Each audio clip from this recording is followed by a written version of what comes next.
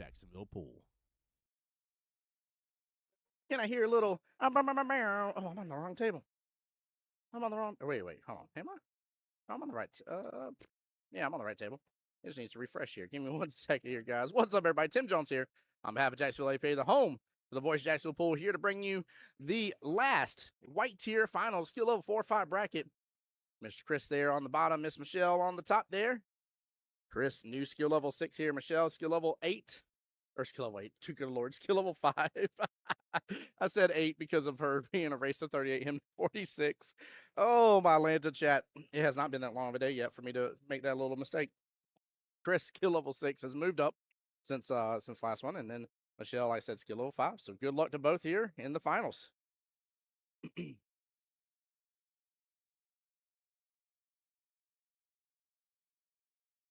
Hey, what's going on, brother? Welcome back. Steamroller in the YouTube side said hello, and hello. What's going on, brother? Welcome in. Aaron, welcome back, welcome back. Yes, welcome back to me as well. I had me some delicious lunch. Decided to do some blackened chicken tendies with some of their delicious coleslaw, and the chicken tenders were tossed in their delicious legend sauce. So we are ready for a good time here, guys. Good luck to both participants here.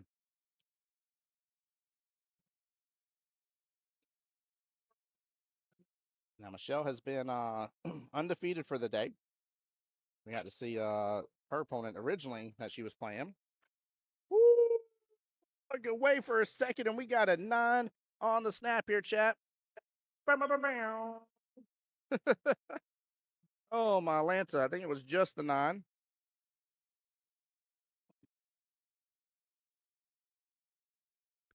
Chris starting off really good. Look at this. Look at this 9 on the snap. Wow. Way to go. Way to go. As I was talking here, Chris. Goodness gracious, give me a moment here. Talk with chat here, making a 9 on the snap. Oh, he didn't, but he makes almost everything else. 4, 5, 6, 7, 8, 9, 10. Good Lord of mercy. 4. 1, 2, 3, 4, 5, 6. 4 points on the break. But as I was saying, looking at Chris's bracket here. Chris, let's see, played Leah. Yeah, Chris ran undefeated day as well. So here in the finals here, we got 2 undefeated players. Oh, scratch there afterwards. Ball and hand to Miss Michelle. But yeah, Aaron, how are you still doing and feeling after taking care of that yard yesterday?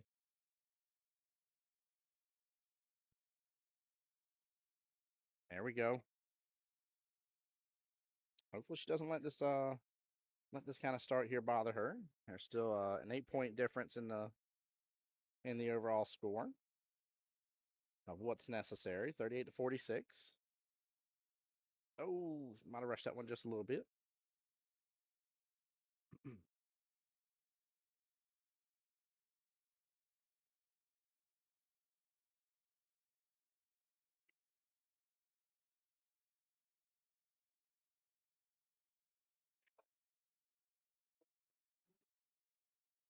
I come around a little far, but still doable. Aaron saying I'm sore. I bet. Well, good out right there. Should make it 10 to 2 right now. Yep. All right. Leaves it of an even 36-36 race.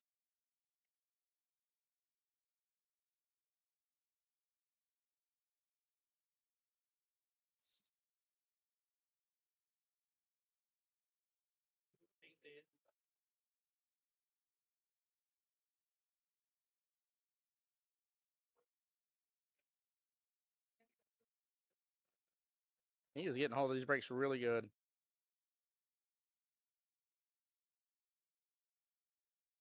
To add anything, Michelle's gotta be making those 9s from this point forward. What a shot on that one! Wow. Goodness gracious.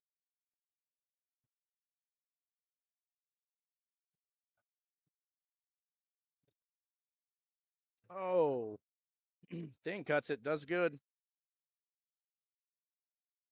Wait, no jingles. Chili says, and we're back. We're back in a finals match, sir.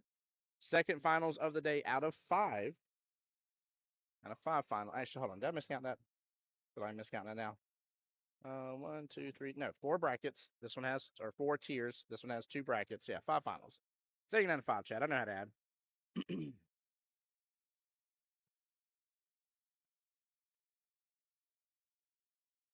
All right, big ball in hand here, and a really good run potential. We'll see if Chris lives up to how he's already playing, because this is a bit of a stretch. Lights go on the 2 rails.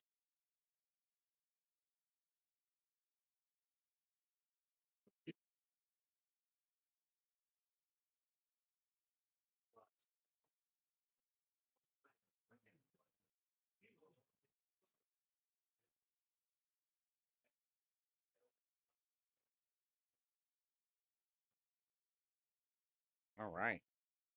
Nicely done.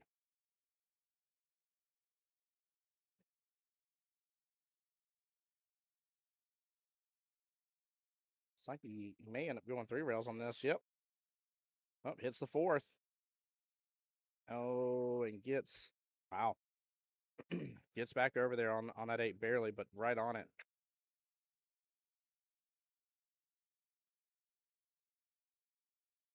Goes for the defense, lands it.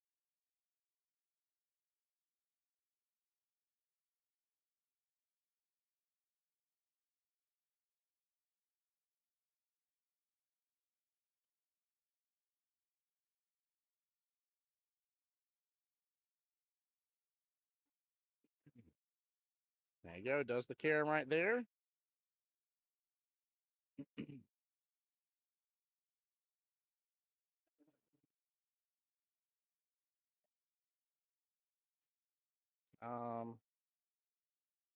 He's racking for you. Okay.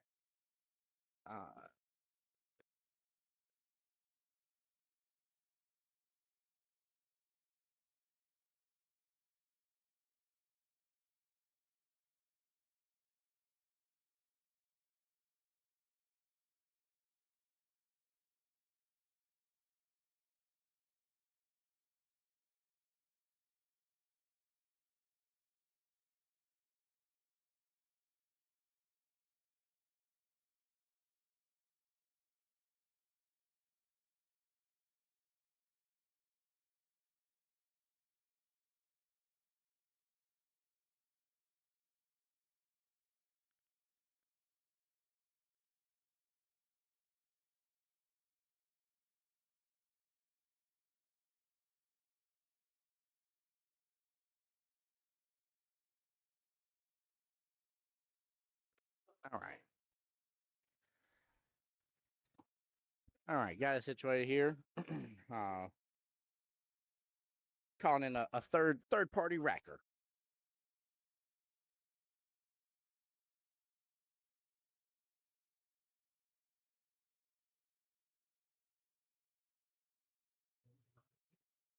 Wait a second. Does he go by Bryce Adrian?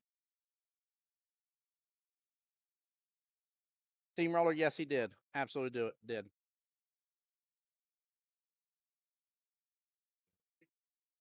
Yeah, keep in mind if they moved up either right before or during said tournament, they'll stay in their bracket they're in, but play at the higher skill level. 6 ball, he is stuck up behind that 8.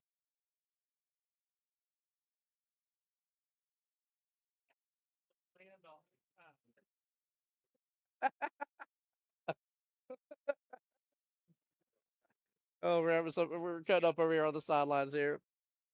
That was Michelle's husband that stepped in forward to rack just so that way we had a third party racking.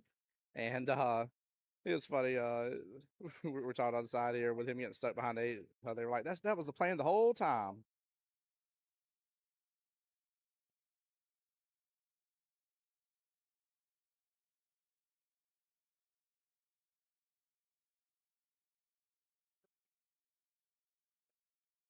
Steamroller, I'll have to ask. I honestly don't. I've known that answer before. I hate to say that, but I'll have to ask. I don't know for sure. I don't think so. I think they stay in the same one because that's what they're qualifying for. Is this particular bracket in Vegas? And I think if they did that, they'd be a little more top heavy. in the brackets overall. So I'm not sure. That's a good question. I'll see if I can get you the answer to that because I don't know. I don't know if that's one of those like complicated situations or maybe there's little nuances to it or what. I'm not 100% sure.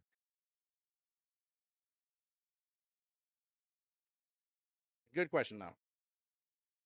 Nice hit there on the 4.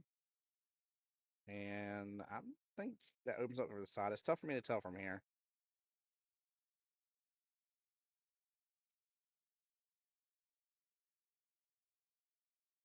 Oh no. Unfortunate scratch by Miss Michelle here. Ball in hand.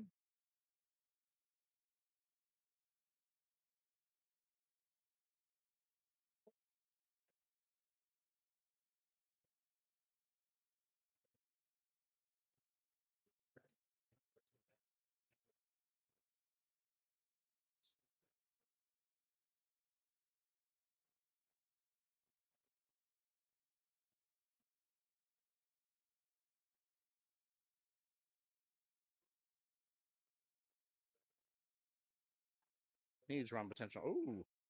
Using a little bit more of the pocket there, but huge run potential right now.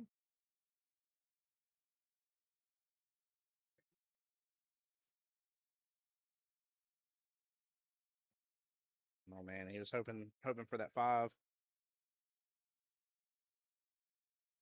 I mean, that at least stay actually. I mean, I don't think it still would have. I think it may have, popped out of the pocket or dropped altogether. Oh my goodness gracious! Lands a very good defense.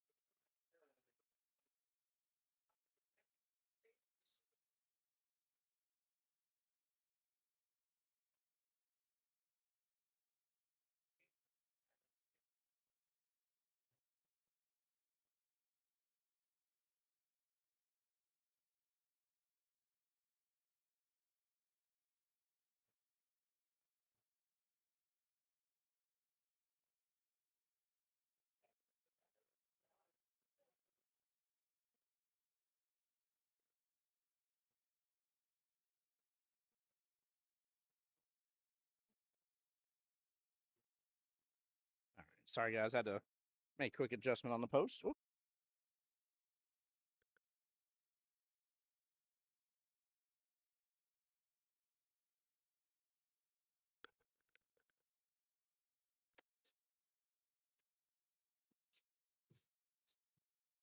Oh, looks like a little bit of a tough relief here on the 8 ball. He slices it though. Goodness gracious, comes close. Yeah, absolutely did. Absolutely did. You're right, Chili.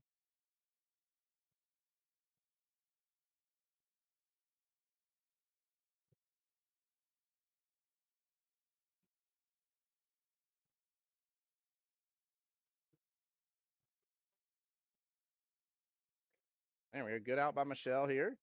We'll get a proper score update because I think I'm off on it. Nope, nope, I'm not off. I'm good. 23-7, score confirmed. 23-31 left in the race here.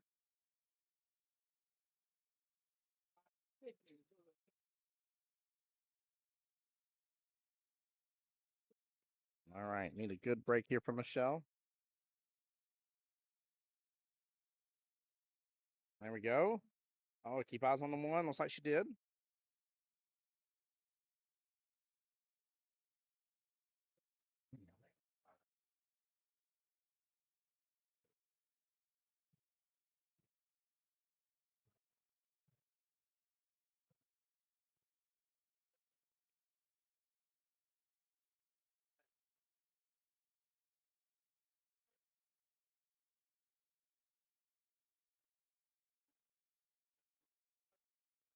Just on a run here. Michelle's going to have to do something to bring him down.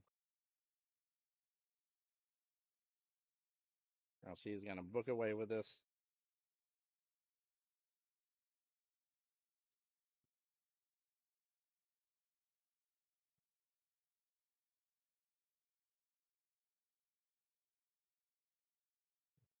Another good defense here from Chris.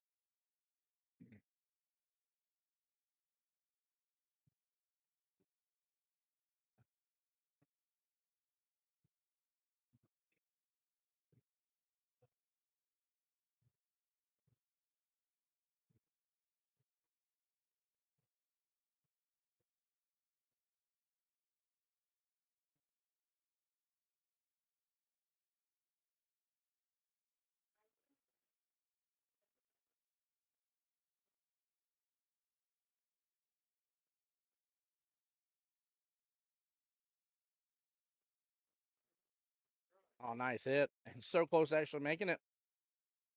That's not a bad leave either. That ain't bad at all. Good shot by Michelle there. Nicely done.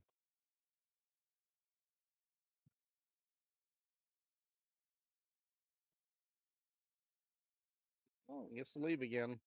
I don't know if he was going for that one, though.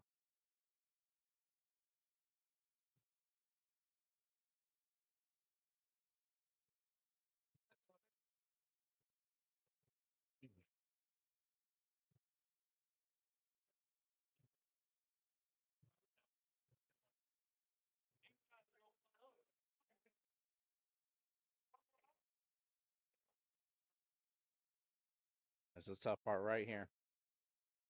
Very tough part right here.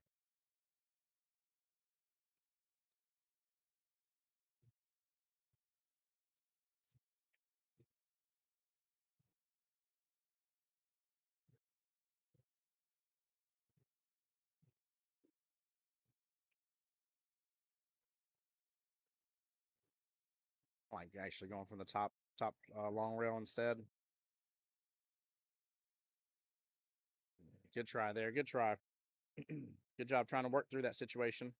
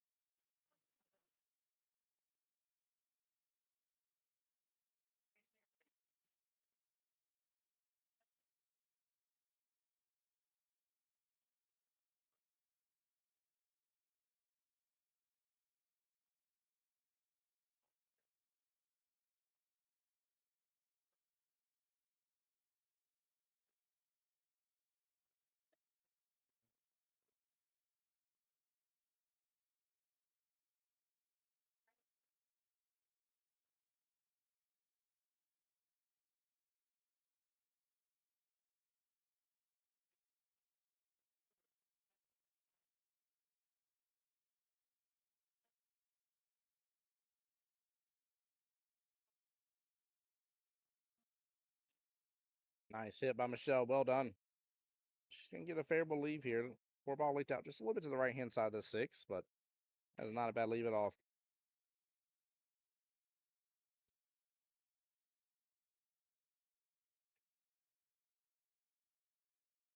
There you go. Tried for the back cut. Good attempt.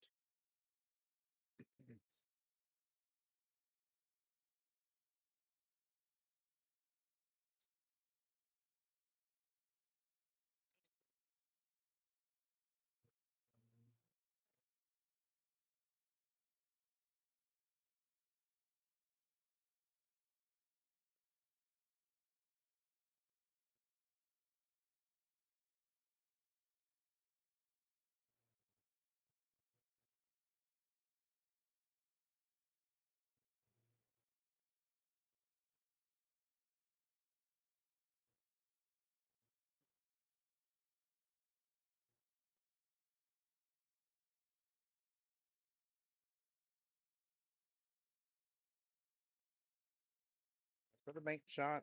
Comes up short on it. I don't think she has a window there to the top left-hand corner pocket because the 5 here. And looks like the 8 may be blocking access to that bottom left hand, so I'm all for trying to play a defense here if you want. And that's just a way to make the 5 in the top side pocket here, but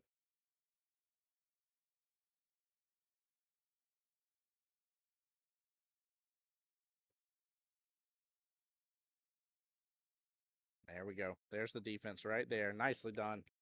Nicely done. That is a well played snooker defense right there.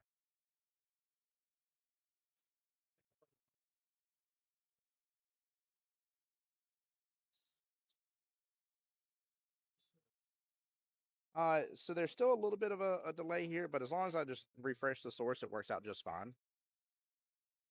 So it's working out really well. Thanks for asking. It's actually kind of nice to have this infrastructure already in place here to be able to take advantage of here at Legends.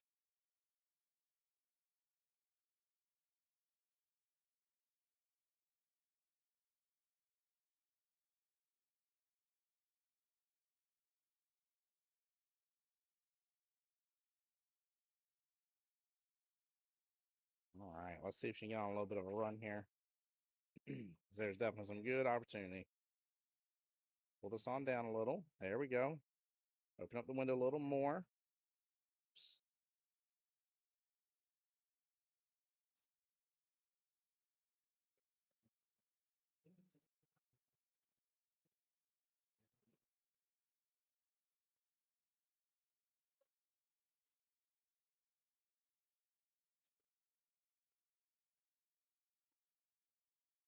Yeah, nice little run by Michelle, though. That was good.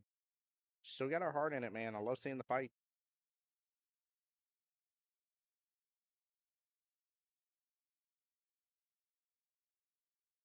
It's going to be a tough lead right there. That was a smart move by Chris here.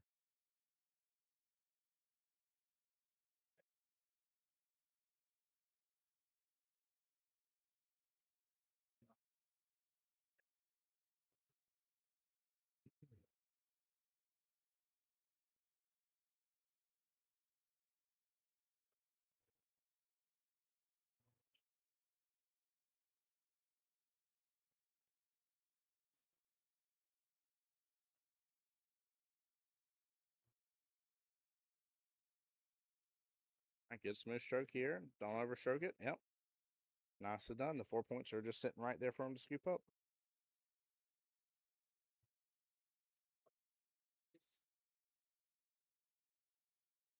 There we go. He's stroking real good, too.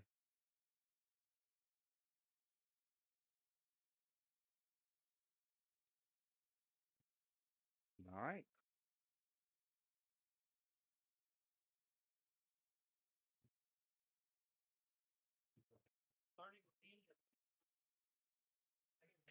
Right, 30 to 10. Score confirmed. Michelle stepping away for just a moment here. There's a 16-28 race left in the battle right now.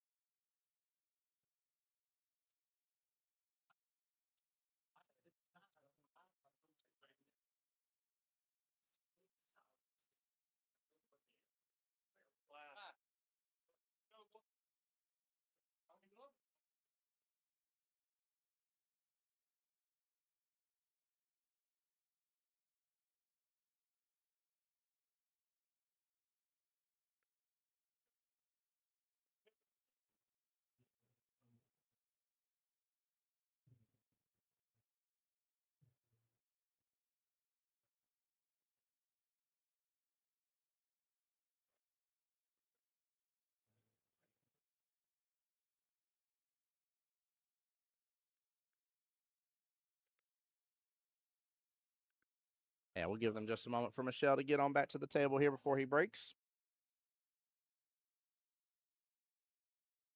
Yeah, it's definitely getting further for sure. I mean, he broke away right off the bat initially, but Michelle can do it. It's just she needs like a 7-3 style rack to happen, right? Like imagine if it's 17 to 33, right? That can definitely pull it right back into a little bit better picture. But it has like the problem is it's got to be this rack, right? If he splits with her and it's 35 to 15, right, and then 40 to 20, it'll end in his favor without a doubt. So She's got to have the good rack, and right now it's kind of that point where it's a requirement. And if he dares gets like a 7-3 rack, that's going to put a nail in the situation overall. So that's what that's going to do.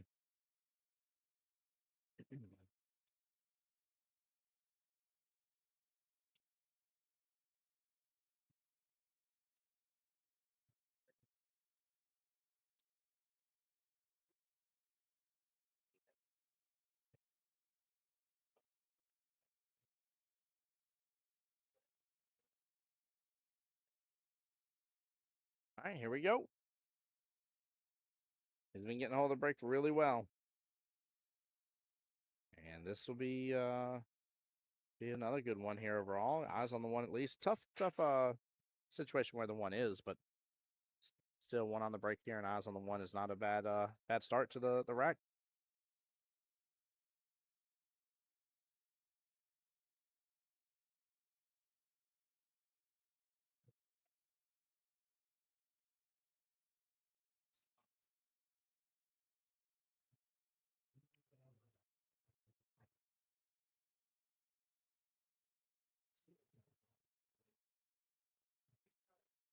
She's gonna go for the combo. Oh, good attempt. Good attempt.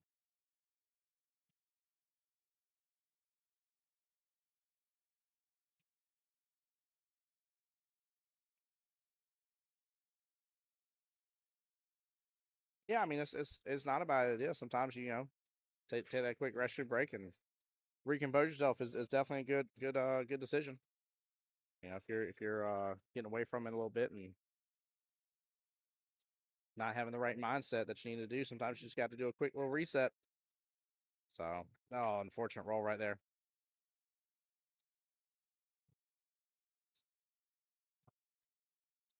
Michelle's trying to keep her head up about this.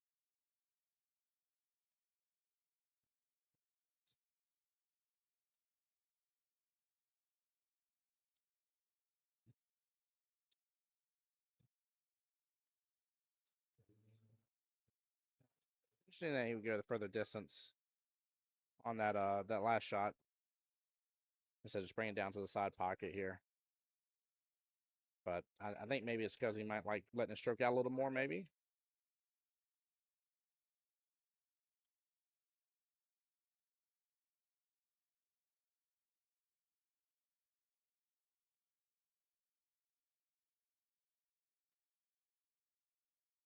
Just trying for the bank there. A little cross bank action to that top side pocket, trying to let that angle open up. Didn't quite as much as he was expecting, so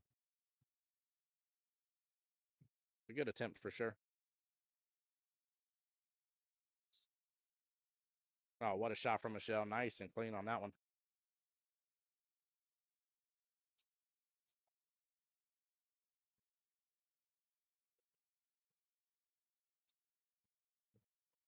There we go. Get it back in this race here, Michelle. Come on.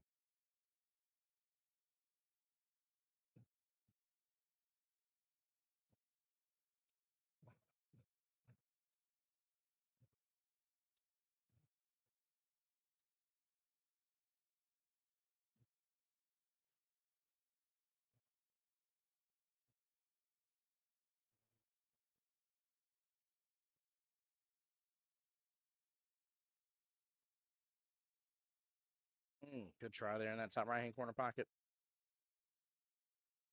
Getting a little bit of tough relief here for Chris. Tough cut here if he goes for the cut. And Kiwa's going to be flying if so.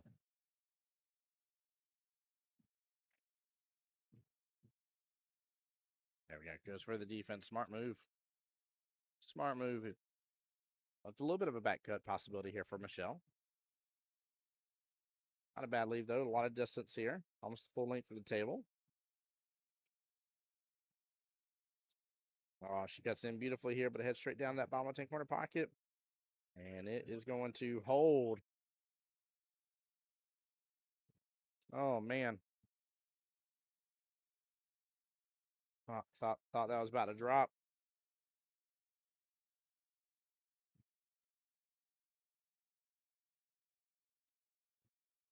Good try on that 8-ball. I wonder if he's going to go for this or actually go for the defense again. He's been playing it really smart, though, keeping his lead intact. By defense and when necessary against her. Yeah, he went for the defense again. I like that. That's a smart move. That's the way that you become a 6 and earn and keep being a 6 right there. Ooh, fussing at the cue ball, right? Still, the cue ball was up. She's like, better not drop. Oh, that was funny.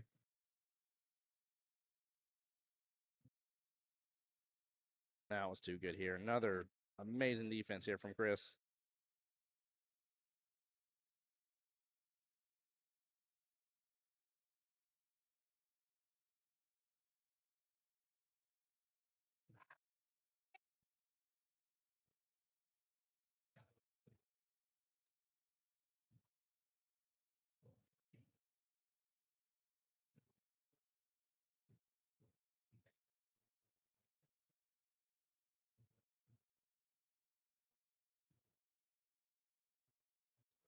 What a shot. Good Lord of mercy.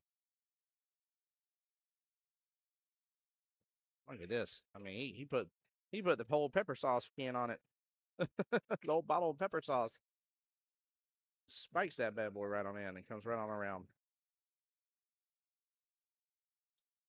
Wow. That was such a shot on that 8-ball.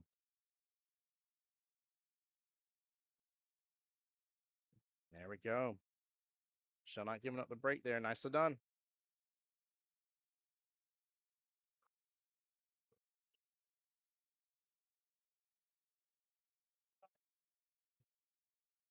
$35-15. Score confirmed.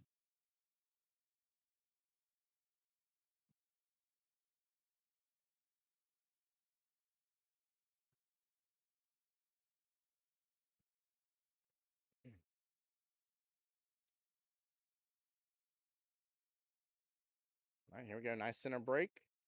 Now ball gets a little bit of movement. 2 on the break is not too shabby.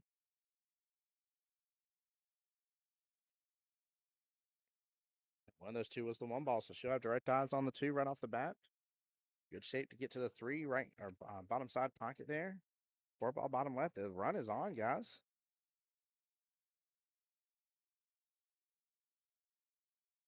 She let that open up a little more to the right.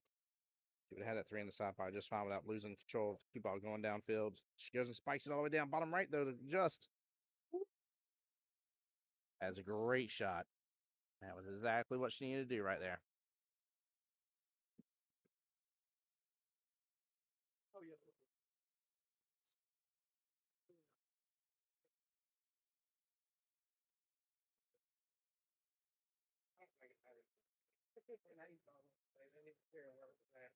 All right, nice little run from Michelle to start this rack off. That was good. 11-18 left in the race, guys. She's still in it.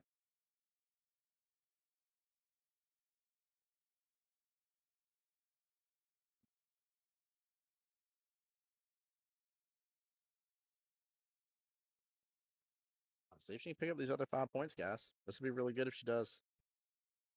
Really, really good. This will be a reversal right here. If so, there you go. Proper speed there on the 5, not overdoing it. Got your 7 in bottom left. And come around and just don't screw up on top of the 9. I think she is golden, guys. Her score is going up, up, up. And she says this is her moment.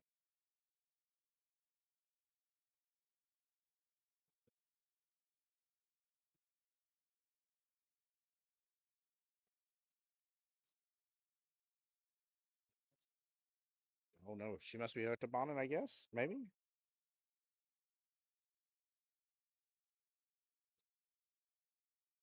Oh no, she is. She's having a 1-rail kick at it. It's the 1-rail kick, good, but somehow it drives right past it. Right past it. It could have been a 10-0 rack. It definitely could have been. Brune, welcome back. Brune over here for Team Michelle.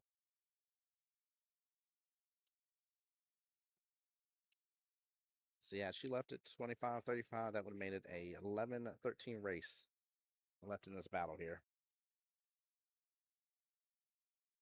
Way different story. All right, should be 38-22 here. We'll get a score confirmation here in just a moment.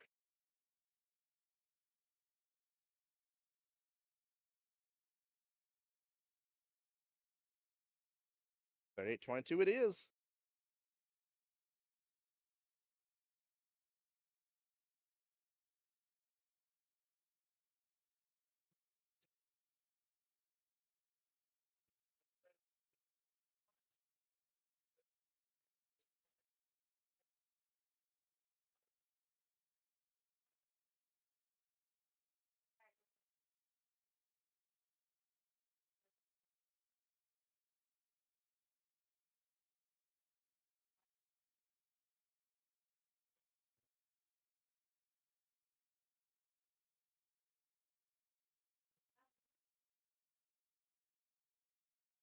Here we go. From the side break. It's a huge pop from that cue ball.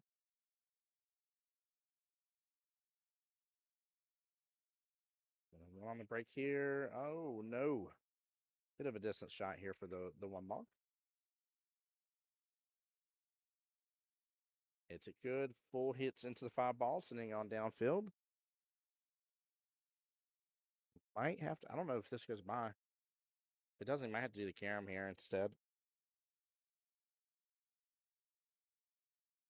He was looking to see if it went by right off the bat. Oh, decided to go for the defense.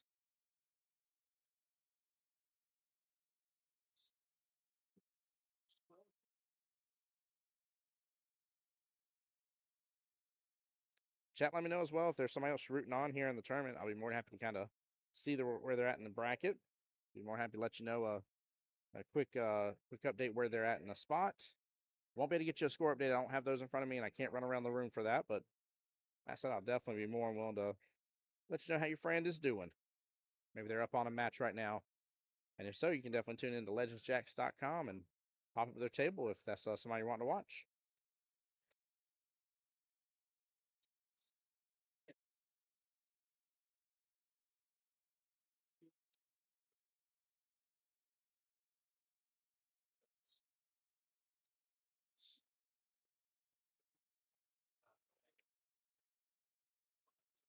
Good attempt there on the cut. He's not leaving Michelle with much here.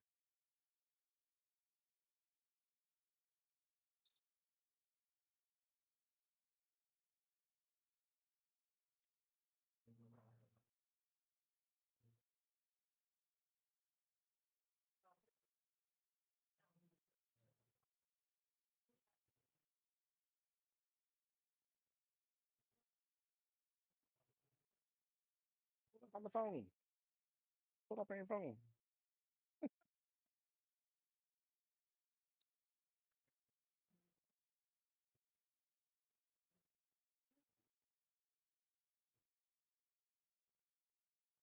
Chris needing 5 now.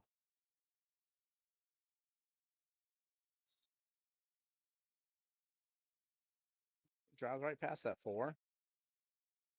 A little bump into it, he would have just kind of parallel shifted over a little bit and had that side pocket still as an option.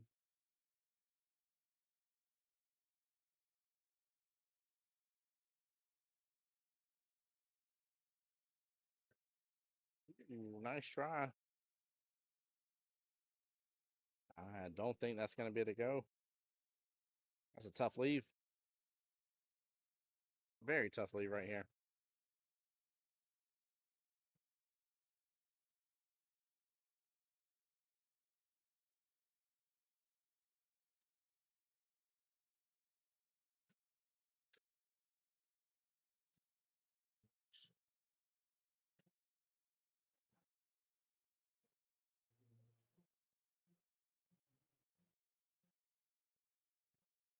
I'm surprised he didn't try to carry him off. I don't know. Michelle has enough room here to try to pass that 9. This may be tough.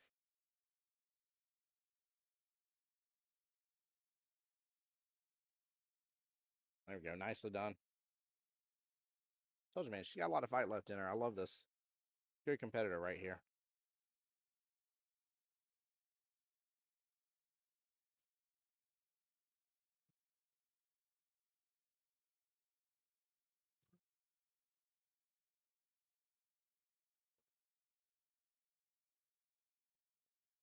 Nice shot there on the 5. Good smooth stroke. Could have overdone it there. Did not. A little bit tougher leave here on the 7 ball, though. He's got to be cautious on this one. He may leave himself real bad on that 8. All right, he's good. Oh, man. I wasn't even fully sure about the scratch there happening, but he may end up leaving himself bad off this bottom long rail.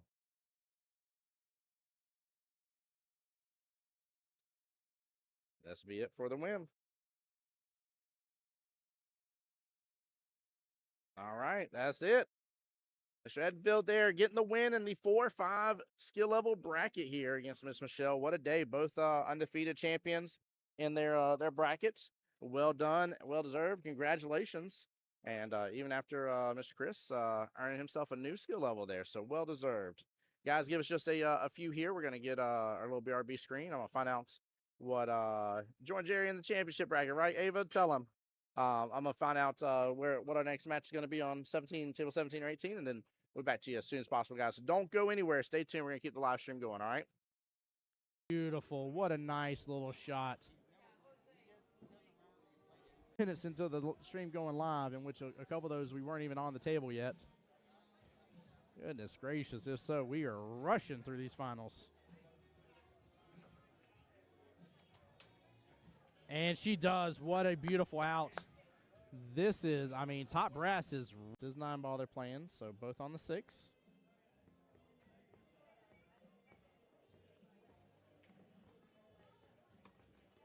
And then after this, we're going to get to see what a bank that was. Hold on. I'm pulling up my paperwork. I'm seeing it go into what's going on and what's going to happen today and high expectations. And so far, I think the expectations have been met. I've loved it. It's been very enjoyable. Very, very enjoyable. Nice job by PJ. Good job. Look at that action. Goodness gracious. I'm over here bragging about the action here. Gary's corner pocket. Looks like the 6 ball is playing blocker. But she can actually just push to the bottom short rail. Keep it simple. Ooh, got the love from the combo. What a shot, Miss Jessie. Now, for me here, bank shot all day. Yeah, in that right-hand side pocket. Bank shot all day. I tell you what, if I had to cut a ball down a rail or bank a, look at that. Nice shot. Snap. Nice shot. In the left hand. And now Omar is up against Mr. George. Oh, she just got that dragged right up table here. Look at this. What a shot by Miss Stephanie.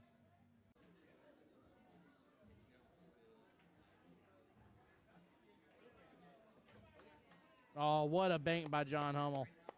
Nicely done. And to set himself Karam here off the 3 into the 5 left-hand side pocket. 3 should pop back out. May actually open up for a 3-9 combo. He goes for the Karam down in the bottom left-hand corner pocket. Makes both. He says, I don't need a stinking 3-9 combo. I'm just going to show up and show out on stream here. Great job there, giving Miss D some space here on the other table. Table 25, again, rocking and rolling with strokers versus wreck and rolling. Trying to keep eyes out on that as well, guys. I'll keep you guys up to date on the score as I can. Woo, what a fiery shot from Miss Debbie. Well played. Cut that in. It's tough from the camera angle to tell. If the 1 has room to come past the 8 to the bottom left-hand corner pocket, I'm not as worried.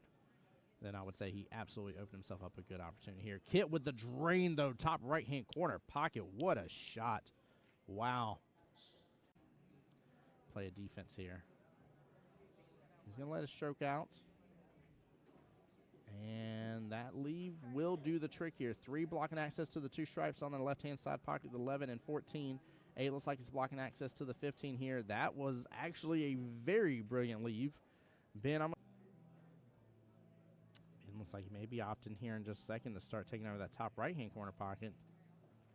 Went for the bank here. Gets it clean as can be. Right past the 6 ball as well. That's team top brass there, Mama Assing it. Oh, I love it. Got to see them first thing this morning here with little baby Jasper. Cannot believe it's about to have been a year. That's wild. There we go. There we go. She fired that so good. What a clean combo. I get it. He's trying to put bottom, still force the 5 on through. And he's going to get a great leave out of that. Wow, what a shot. That works. That works very well. Different chats going all at once.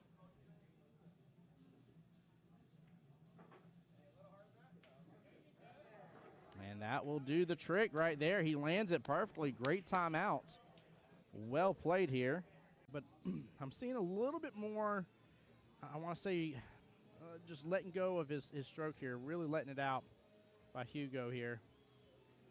Play to safety, and it's up against the rail. I don't think George has good enough eyes to be able to go after it.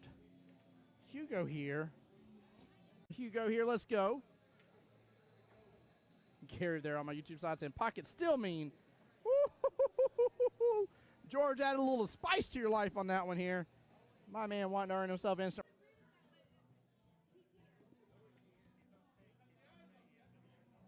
Oh, what an out from Miss Debbie. Well played. Debbie getting the enough room past that 5. So he's looking at the combo. Oh yeah, he's looking good at the combo. Look at that. Side pockets open up for it. Cam's right on over. Beautiful. What a nice little shot. Minutes into the stream going live, in which a couple of those we weren't even on the table yet. Goodness gracious, if so, we are rushing through these finals. And she does. What a beautiful out. This. Oh, bah humbug. Hey, Steamroller, I know you were on YouTube asking, and it was a great question here. So the question was, with Chris being and earning a skill level 6, even though he competed in the 4 or 5 bracket today, don't worry, that camera's updating. With him being in the 4 or 5 bracket today, and him being a 6, will he play in the higher tier? So if he is in that higher tier 30 days prior to nationals, then yes, he will be playing in the skill level 6 tier, even though he won the 4 or 5 bracket today. Keep in mind, some people's skill level fluctuates, subject to change, right? But that's how that would play out. So very likely he's going to end up being in the skill level 6 bracket. Would be my assumption at it. So I don't know for sure, obviously, but that seems like where that would end up heading to, most likely. So with that being said, guys, we're just waiting for the next match to be called on 17-18. They had a little hiccup here on the printing of some score sheets for, I think, the 6-7 skill level brackets, and then also, I know one semifinals got called. We're still waiting for the other semifinals. Hasn't quite been an hour yet until the match before that to get in semifinals for the 8-9 bracket. But we're about to be down to the final 4 for sure. Keith Rader versus Carlos Lopez. That match has already been called. And then David Singleton will be playing the winner between Mr. Ron Altwinger and Carlo Cabarlo. So we'll see how that plays out. And then I haven't checked. I know they started rolling, but I haven't checked in the 6-7 bracket yet today. And you know what? We should check in the 6-7 bracket. Now they're trucking along a little bit here. Let's see. Okay, so first round of 6-7 completely done. The next round of the 1 loss and the winner side bracket, all that has begun as of just a few minutes ago, actually. So they're just now into their second round of play altogether for that one. So nothing too crazy going on. Everybody is still in it. Nobody has been dropped from it just yet. And then in the skill level 1-3 bracket, we are progressing there. So while I was waiting during lunch here, Jordan Jones and Holly Jones played against each other. And Jordan got the win against Holly there, knocking her out of the tournament. So he's on the winner's side in the semifinals. Ethan Fry and Lynn Dew are also on the winner's side in the semifinals as well to get into the finals.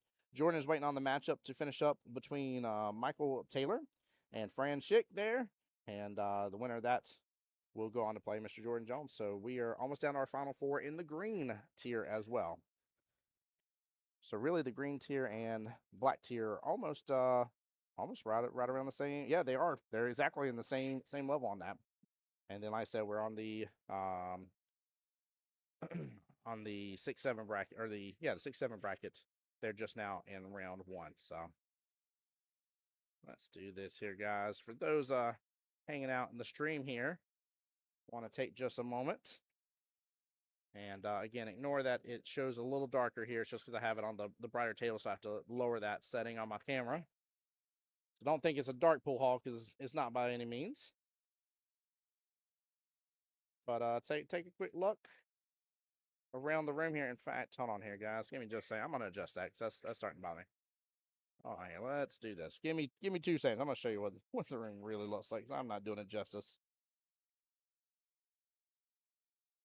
Bum, bum, bum, bum.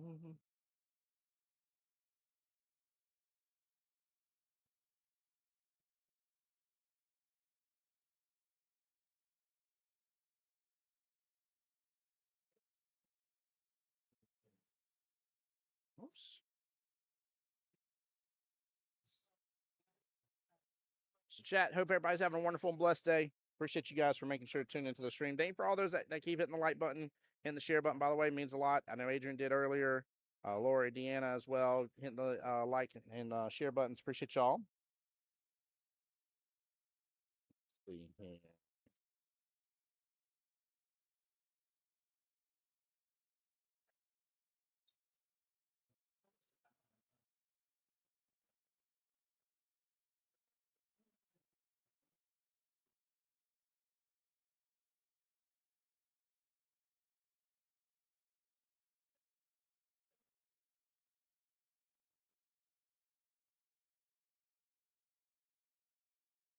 Bye, my dear. Take care.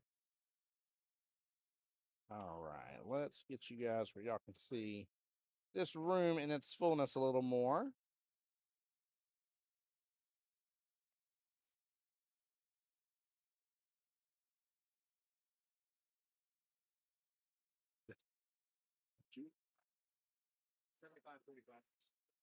I was kind of describing his gameplay against Carlos there, saying he was having some issues rattling some pockets there left and right. Right, ain't that right, Steve Roller? He said, "Glad I have you in my ears, because had my kids heard, they wouldn't stop talking about the 6-7." That's silly meme here. All right, let me see here if I got it right now. I think I do. Hey, there we go. Oh, I should have adjusted the color. Anywho, goodness gracious, y'all get to see the depth of the pool hall here a little bit. Take a look here again. That's the side with all the 7-foot tables going on over there. Again, we have the 2 arena tables where this camera is at right this second. Beautiful, gorgeous, big old, wonderful bar here as well. Plenty of food, good eats, good times over here. Following Miss Liz around with the camera over here. Look at that. We got a birthday party going on in the specialty room. Everybody getting to have a good time. There we go. And then over here, ignore the giant bar there, but yeah, I'm in the center. Well, I'm right next to the center box, but yes.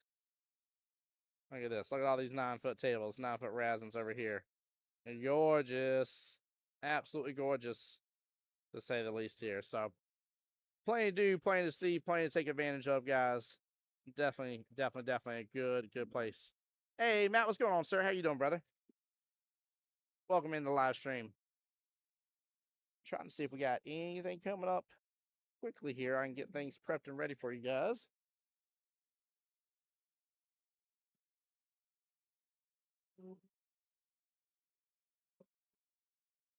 There we go. We got the camera back here. Trying to see here if we got anything else coming up. More than likely green tier, if so. But I'm pretty sure everything's been called. That it has been.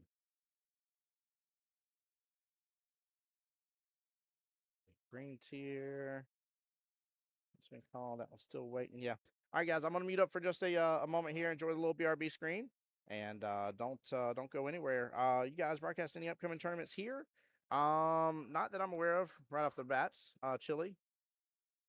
The next one we have is in 2 weeks, so it should be MVP.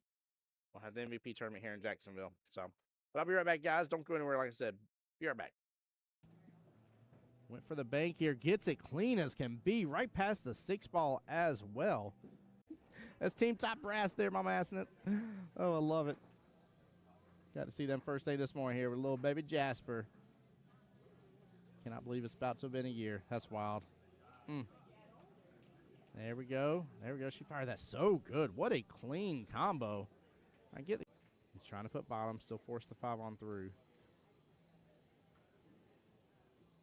And he's going to get a great leave out of that. Wow, what a shot. That works. That works very well. Different chats going all at once.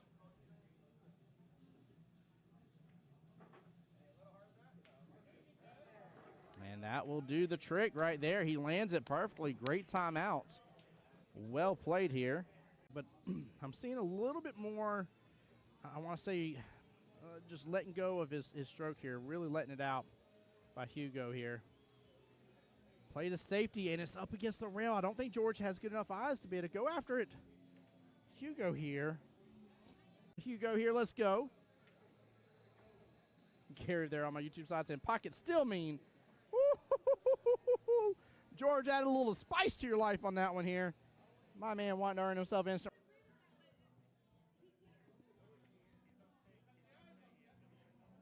Oh, what an out from Miss Debbie. Well played. Debbie getting the enough room past that 5. So. Oh, he's looking at the combo. Oh, yeah, he's looking good at the combo. Look at that. Side pockets open up for it. Cam's right on over. Beautiful. What a nice little shot. Minutes into the stream going live, in which a couple of those we weren't even on the table yet. Goodness gracious. If so, we are rushing through these finals. And she does. What a beautiful out. This is, I mean, Top Brass is 9-ball they're playing, so both on the 6.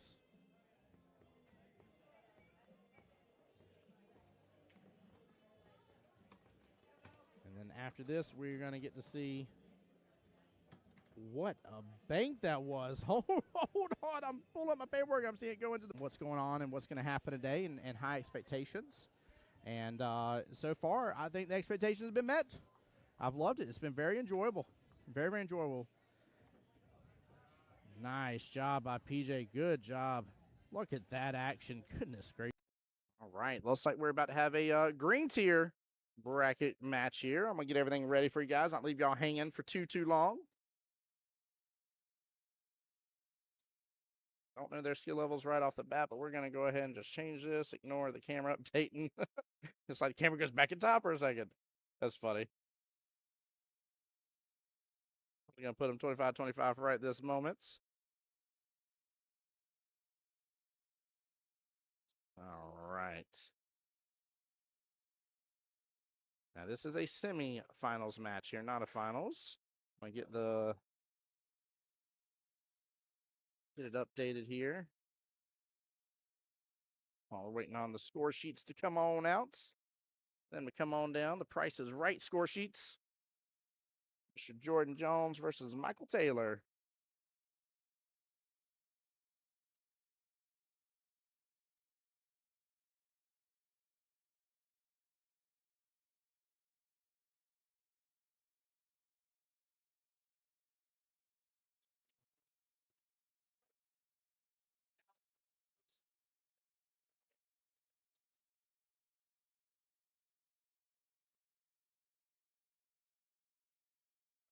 All right, there we go. Green tier, skill level 1 through 3 bracket.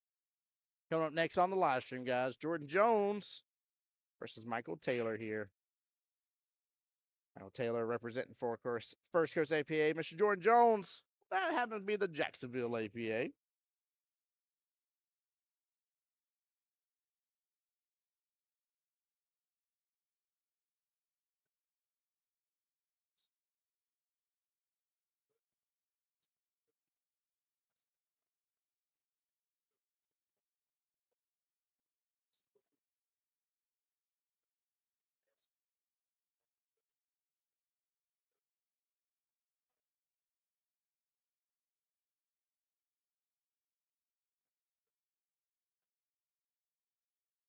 All right, let me find out about the score sheet real fast.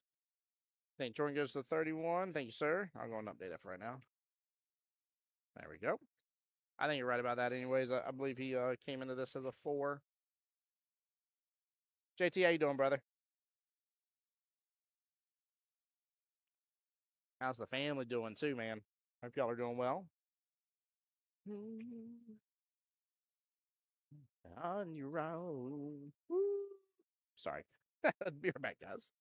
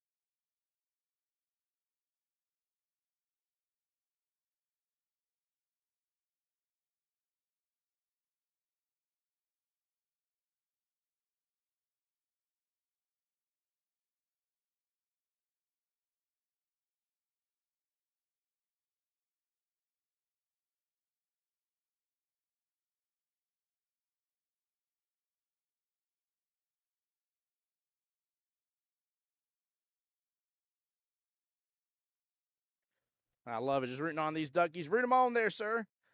Zach, how's it going, my friend? Welcome to the stream. All right. Should have the score correct here. 31-25 race. I say score. I mean race, I should say. Of course, the score is 0-0 right now. They haven't started. Mike will be right back. We're going to get this party underway.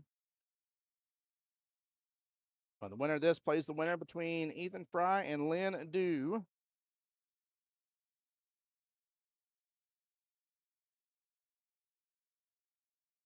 So what we need is we need Jordan to win this one, chat. We need Lynn Dew to win hers. And if Lynn wins and Jordan wins, then we have a all Jacksonville APA finals.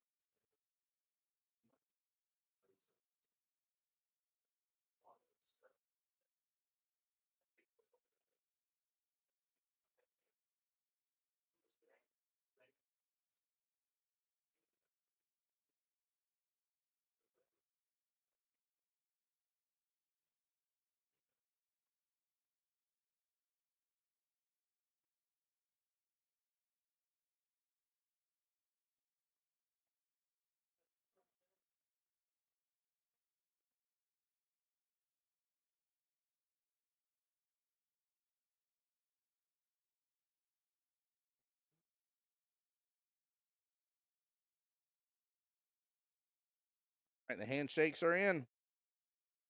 Time to get this party started. Good luck to both gentlemen.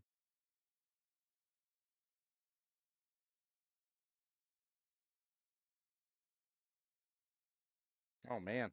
That is a close one here. That is a close one. Is that close? You gotta drop down, bring out the measure tape, bring that. Just relag it. Don't waste no time. Make it happen again. Let's see if y'all can repeat it.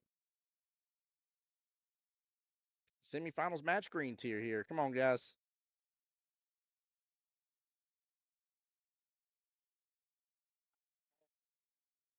Are you kidding me?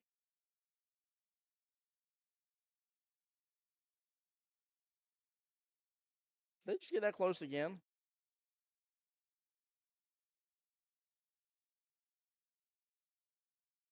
Okay, it looks like they came to an agreement. I mean, even from this camera angle, granted, this camera angle was from the right just a little bit, but it did look like the 4-ball was closer. But it looks like they came to agreement. That's all that matters.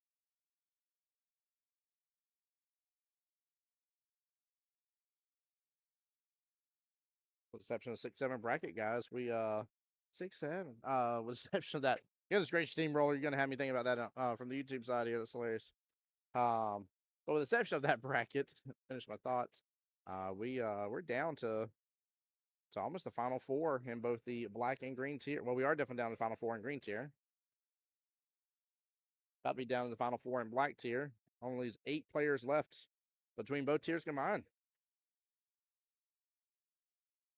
All right, Jordan's off to the races. And nothing on the break. Honestly, he didn't want much here. There's a lot that came right on down that bottom of 10. Long rail here.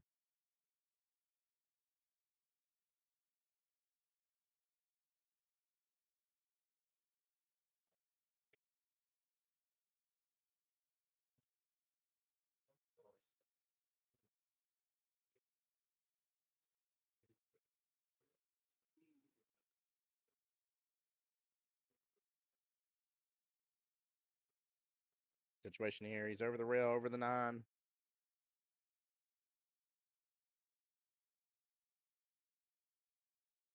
Ain't gonna be a bad leave though. Might be calling for a shot to be watched right off the bat.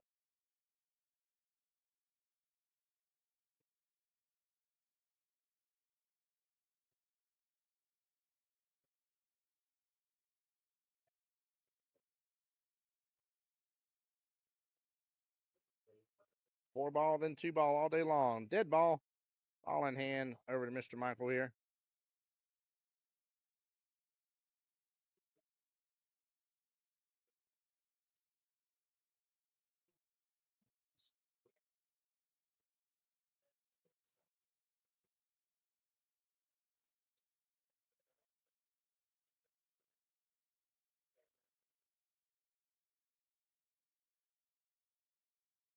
Oh, scoops up the 9 a little closer to the 7. He has locked himself up though. That's a tough leave.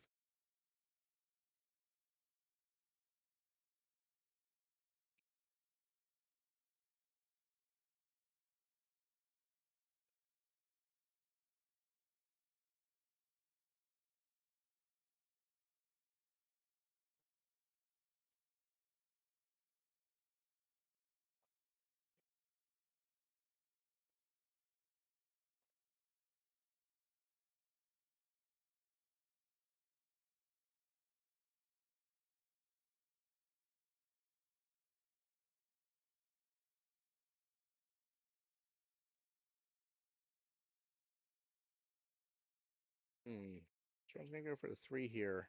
Top left hand corner pocket. I'm surprised he may not be just keeping it simple here and go with 3 bottom left to get back below the 4. That way he's above for the 5 all the way down. Whoop. Zach, JT, get your boy. He owes everybody shots now. As a missed ball in hand, chat.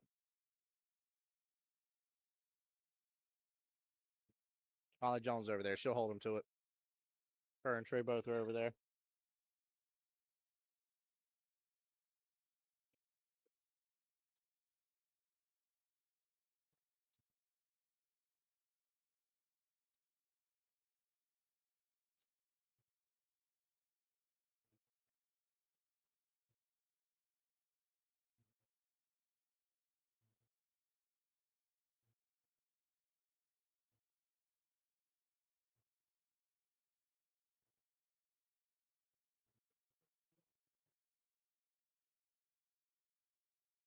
Nice kick. Oh, beautiful kick by Jordan. Well played. Nicely done. Very nicely done.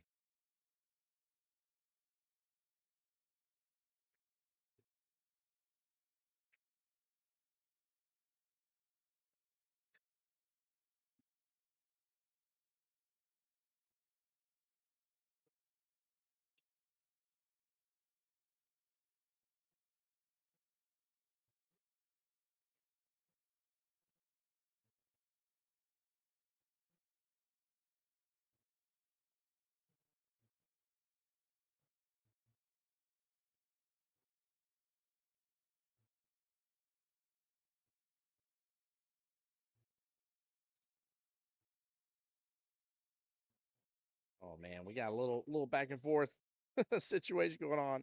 I mean, between the 5, 6, and 8, and then, or I'm sorry, 5, 4, 5, 6. Forgive me, and the 7, 8, and 9 clustered up in these little clusters here. Man, this is. I've been working on this one.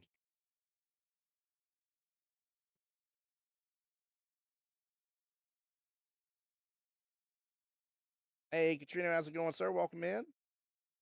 Ace, welcome in as well, my dear. Hope you're doing well.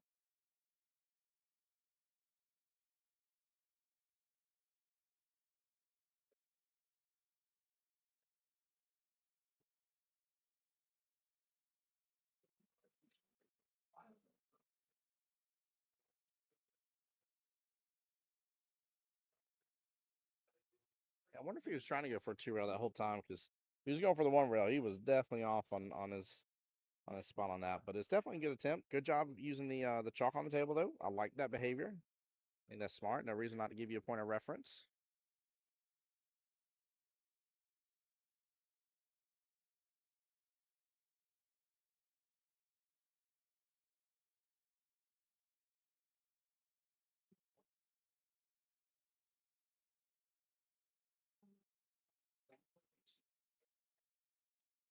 Went with the combo here. Gets everything broken out, though. Michael, nicely done. It was actually very well played.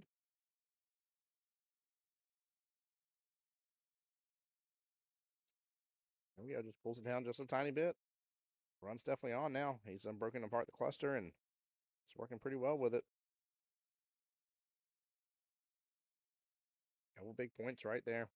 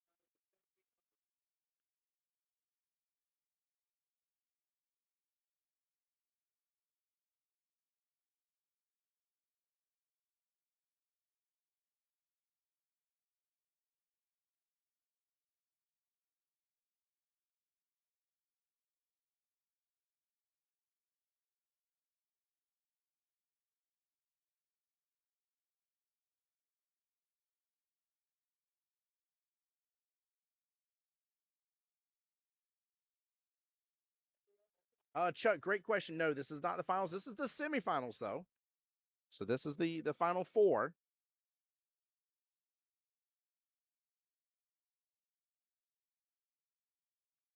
So it's getting there. It's getting closer to time.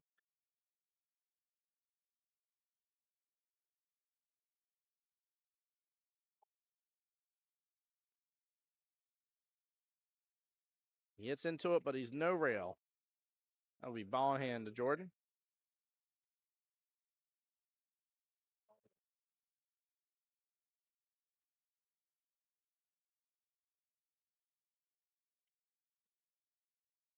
All right, Jordan. Don't think about this too hard. You one of a couple things here on how comfortable you feel. Yeah, should go for that 4 top left-hand corner pocket. Come off rail. Get back below the 6 ball if you wanted. Just followed it forward. But guys, if you're going to do the follow forward situation here, you got to give yourself a little bit more breathing room. You got to give that top time to take. Right? If that cue ball hits into that 4 and hasn't had enough time for the top to develop, right, it's not going to continue rolling forward like you need it to, and he needs it to, or else he's going to roll up short. So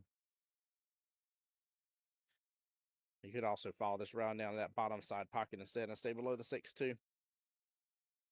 Shorter distance shot, as long as you feel comfortable in the side pockets. He's going to be above it. That works. Either way, tomato, tomato, like I said. And now what you want to be a little bit further on that right-hand side of that table.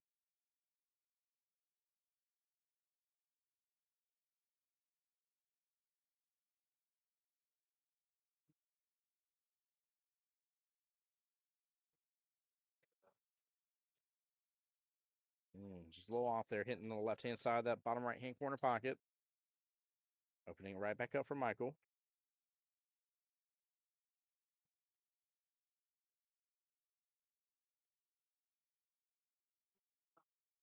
Again, just a smooth stroke here.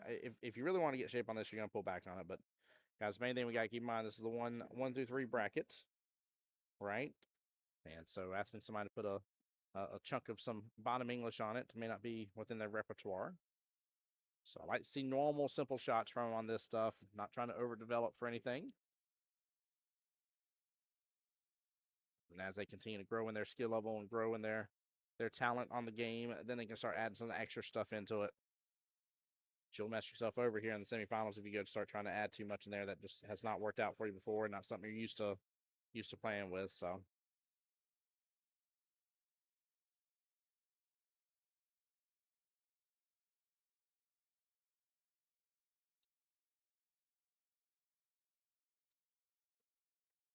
there we go. Nice stroke there by Michael.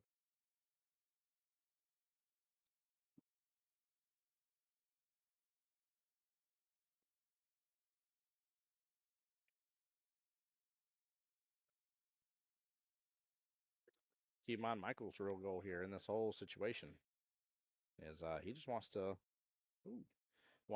at least split the racks. Splitting racks gets you the win here and takes care of everything.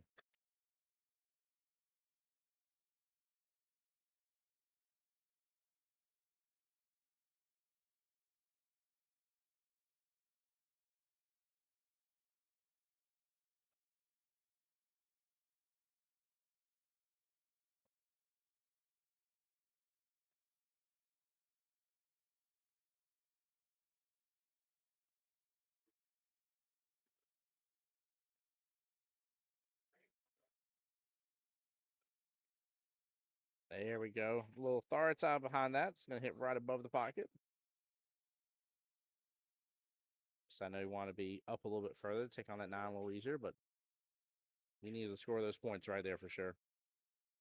And now we need to see if he's been working in some defensive shots as he's earned being a skill level 4 since getting qualified for this. As you do not swing for the hero shot on this. There we go. There we go. He has. Nicely done, Jordan. Well played. Come on now. Jordan, I need you and Lynn again. Like I said, make it all Jacksonville APA finals there for the 1 through 3 bracket.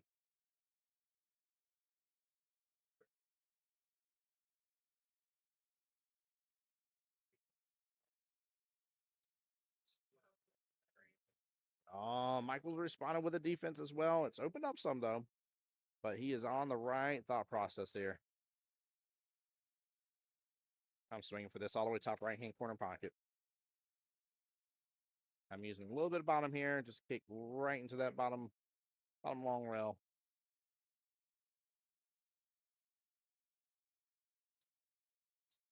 There we go. Just like this. Do a little two-way here. As long as you don't overhit, hit it and get it back like center of the table or something like that. Maybe hit off the top long rail over to the right short rail and back down and over. I mean, it's not impossible for you to overstroke on that, but as long as you don't do that, leave the 9 ball down there. Sit, sit, sit. Not a bad leave. Not a bad leave at all. That was the benefit of him going after it like that. He's leaving that cue ball bottom left-hand corner pocket. Very smart play. Very smart play. Looks like he's been listening during league night now. Y'all better high five this boy for yes. There we go. JT Lawyer say, we taught him up. Good. Good. You got to, man. You're not going to come in this battle here, being a skill level 4, and not play defensive shots. That's a guaranteed way to lose the game. So I think he's doing good.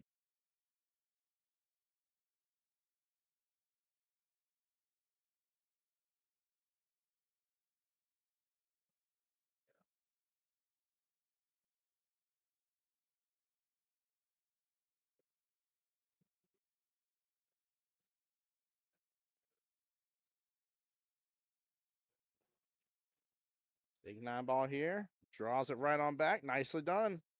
We'll get a score confirmation here.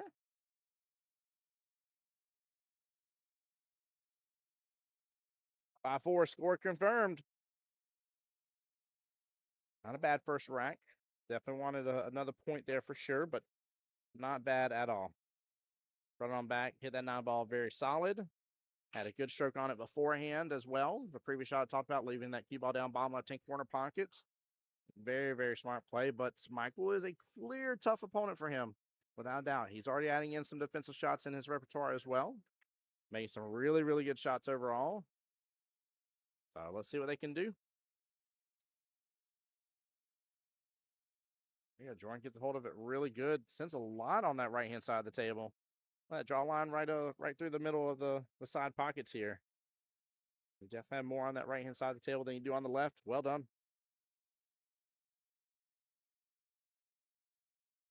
So one point for the rack so far. Good eyes on the one here. Hop on off of that right-hand short rail. Drift on back over. He's doing good. Hodge Jones is breaking good today. That's a fact. That is absolutely a fact. He's getting a hold of it really well. There we go. He set up good on that too. Nice job. Good stroke on that. Very, very good stroke. Set up good for the 2. He's going to have difficulty getting set up for the 3, but just make this 2-ball. Get this point. Play your defense. Oh, good try. Very good try. Unfortunate right there.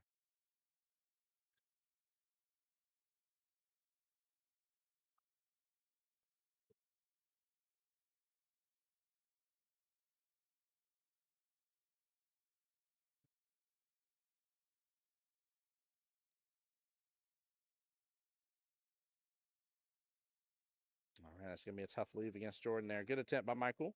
For that 2-ball bottom left-hand corner pocket. He would have been set up really good for the 3. Also need to let a little bit more off of that strike. Look at Jordan pulling out the mirror shot. Right here, where his thumb is on his cue, that is his point of contact into the rail. So he was aiming for right where he pinched his cue right there. Very well done. Love seeing that behavior. Great tool and resource to use. One of my favorites. And he hits that 2-ball very full. Nicely done. If it sits a little bit further, keep rolling. It's open a little bit. I mean, it's half a diamond away from that right-hand short rail. Still not a gimme, but a possibility.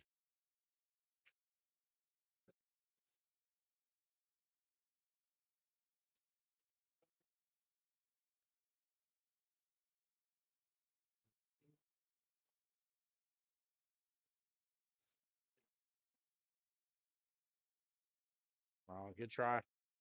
Good try. Oh, did Jordan get hooked behind the 6? I think he did. Oh, man, unfortunate.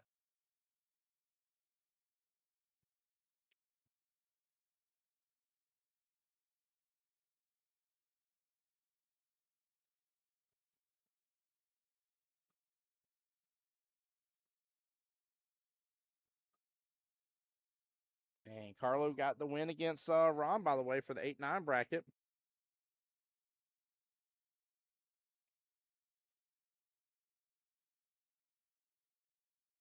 That's point of reference right here. It's actually a nice little 2-rail kick. That'll work out better for him. Of course, that ball in the 10 corner pocket, I think. But he lets it open up beautifully here. What a shot.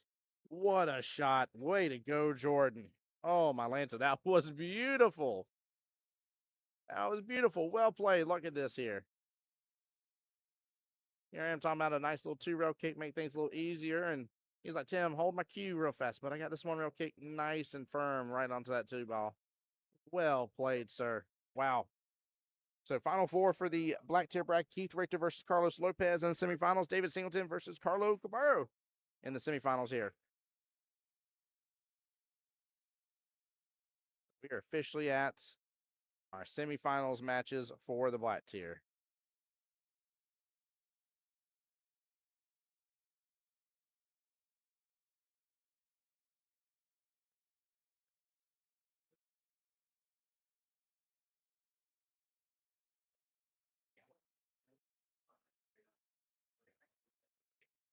Golly, that's wild for both the black tier and the green tier, the 8-9s and the 1 through 3s to be at the same spot in their matches.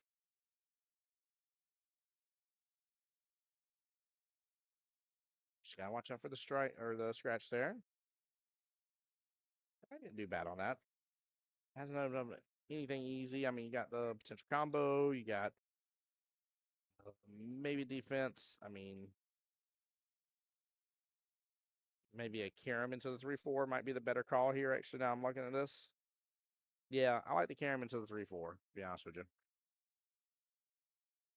More into that top side pocket.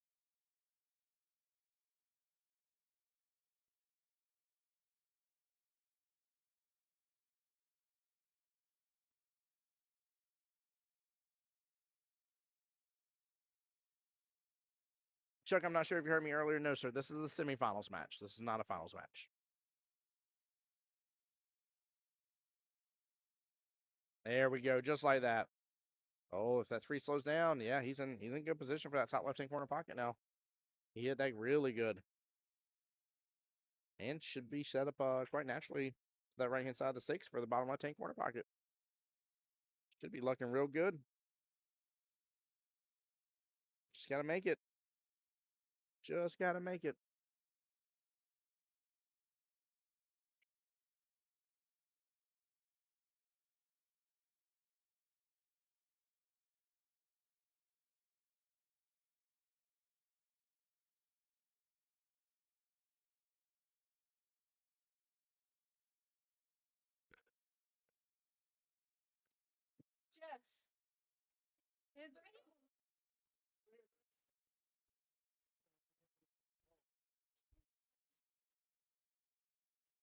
Oh, good try by Michael. Oh, drives right past it. I don't think he would have had enough energy to get to a rail anyways after that, but it was definitely worth a try.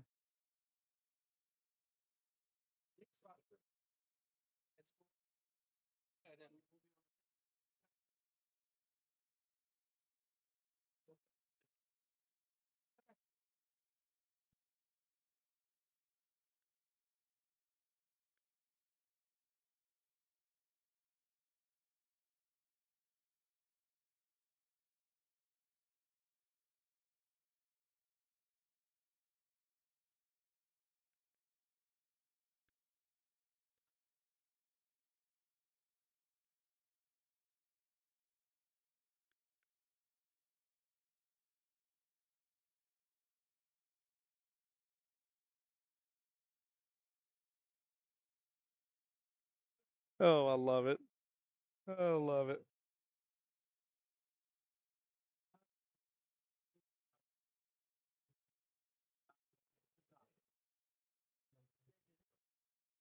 All right, Jordan with a 1-rail kick here. Again, he's doing really good using his chalk. I love this, man. He's got some really, really good behaviors showing up on the table right now. Doing very, very well. Very impressive showing from Jordan here.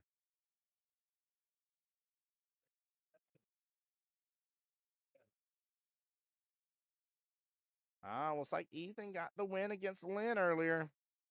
Jordan, I need you so we can have a Jacksonville APA person in the finals for the 1-3 bracket, buddy. Come on now. Come on.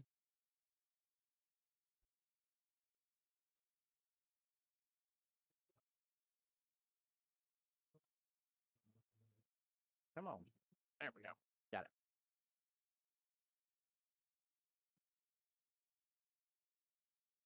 All right. Looks like we got a skill level 6-7 bracket coming on beside us here.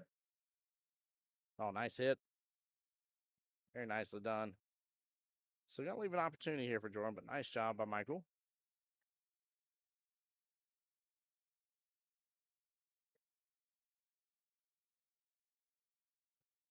Zach Burgess on YouTube besides said that's because his coaches Zach and JT taught him good. Zach, I don't know if Chuck has volume on since he has to respond back. Will you type out in that YouTube as well? Let him know this is a semifinals match for me. I didn't realize you were still on the YouTube side. Look at that. Smart defense by Jordan. Let's go, bud. Let's go. Very, very well played. Looks like Mr. Robert Pearson and Jessica Lindsay will be playing over here on the table next to us. Good luck to them. And Mr. Brandon Batista got the into the 1-loss side bracket, waiting on the matchup between Jake Simon and Jason Leggett to go.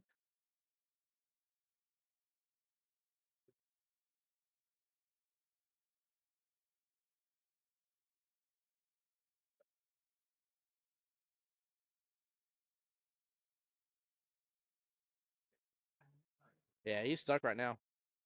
It'll be 10-5. Thank you, JT. Appreciate it, bud.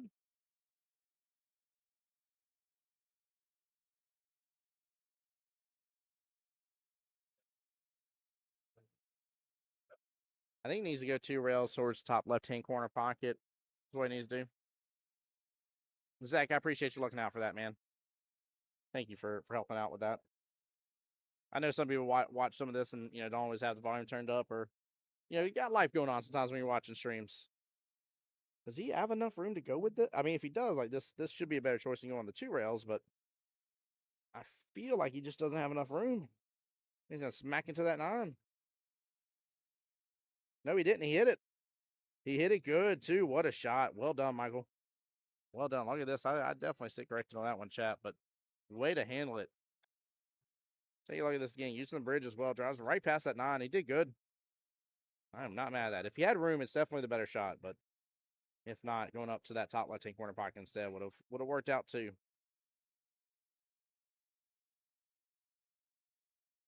Jordan over hits it just a little bit, doesn't thin it enough. We'll open up that bottom left-hand corner pocket for Michael. Nice smooth stroke here. Should get him right on the 8, no problems.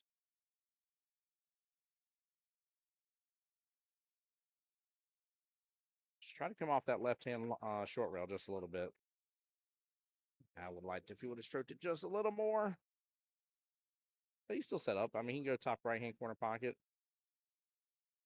Use a little bottom on this if he wants to. Just don't want to roll forward on it is all. You do, which he might be putting a little top on it at this point. Might be either center or top. He rolls forward too much, so he's going to make this tough. Yeah, he's made it a little tougher for himself. Unfortunate there.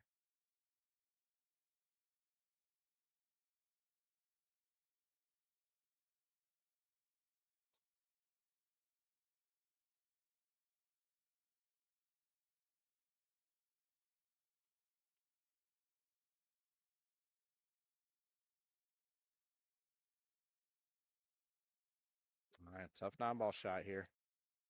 Shooting over the rail. Trying to drain that all the way down bottom left-hand corner pocket. This is not going to be easy at all. Oh, my Lanta. He just made it look real easy, though. Woo, what a shot by Michael. Well played. Wow. Very, very impressive. 10-9, score confirmed. 21-16 left in the battle.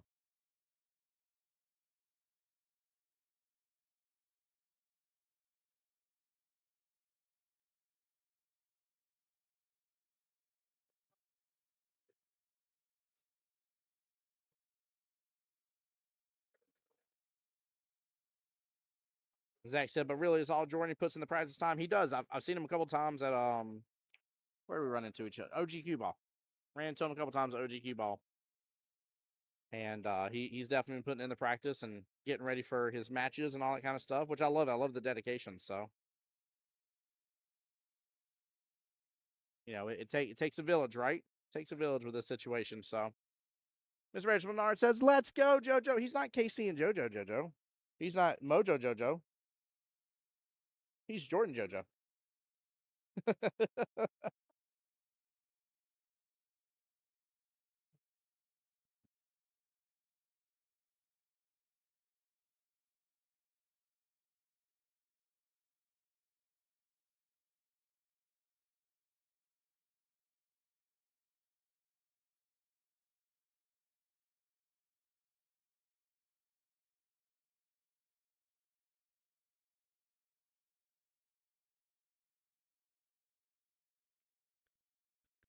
All right, sorry guys. Had Dakota come up too.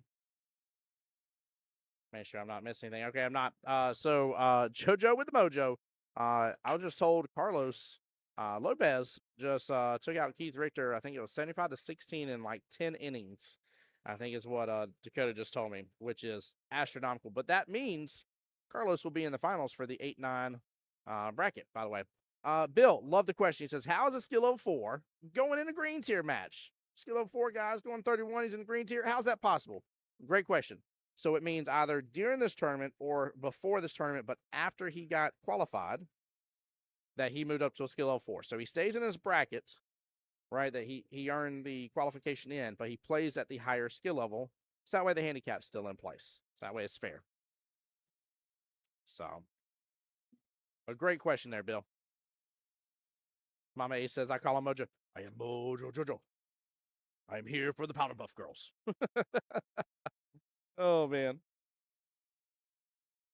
That's funny. That's funny. I cannot believe it, man. Carlos Lopez freaking on fire, baby. Wow.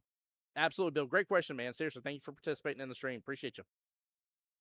I always love that question, by the way. It's a good one. It's a good one because you're like, wait a minute. There's something weird about this. There's something off about this, and you're right. It means they got the qualification in that skill level bracket, and at some point in time, he moved up, whether it be in the tournament or before the tournament. We've had several move ups in the tournament. We actually saw it in the finals just a little while ago. In fact, both actually I could be wrong. I might be misquoting here. I think both finals actually have already represented two players that both moved up in skill level, if I remember correctly. Don't hold me to it. The last one we just saw for the white tier, the second bracket for sure, because the gentleman that won that is a skill level 6 in the 4-5 bracket. So.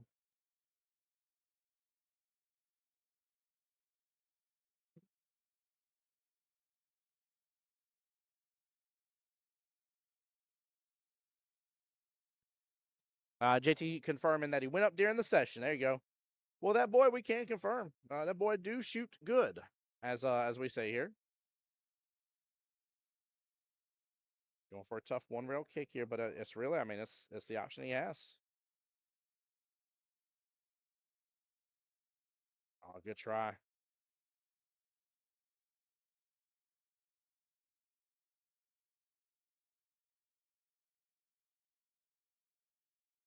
Go with the cut in the top side pocket here. Drift on up just a little bit. 3 in the side pocket as well. Make sure 3 goes comfortably in that side pocket for yourself.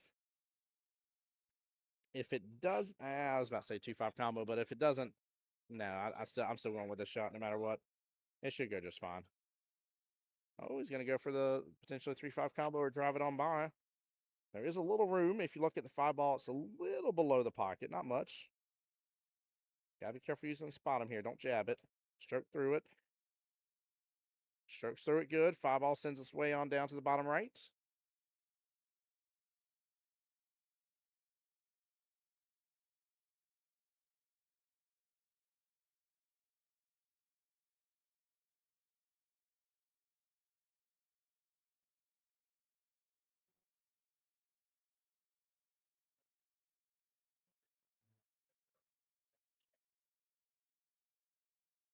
I don't think we have the other black tier semifinals match completed. Let me double check here. Yeah, that one's called just like 20 minutes ago between David Singleton and Carlo Cabarro. So we'll see. Carlo might be able to get himself into a another finals match. I mean, he did win 8 ball yesterday. Imagine if he ends up winning both 8 and 9 ball. I mean, goodness gracious. Now, obviously, though, hashtag Team Jacksonville APA, I will be rooting on Carlos regardless of who's in that finals.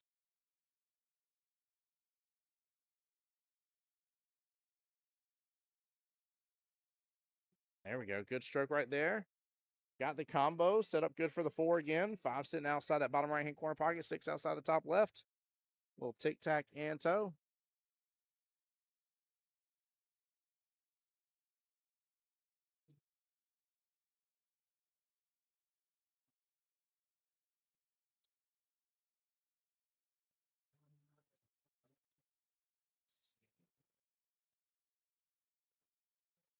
Oh, hits off on the 5 just a little bit. It'd be a good hit, but hits off on it just a tiny bit.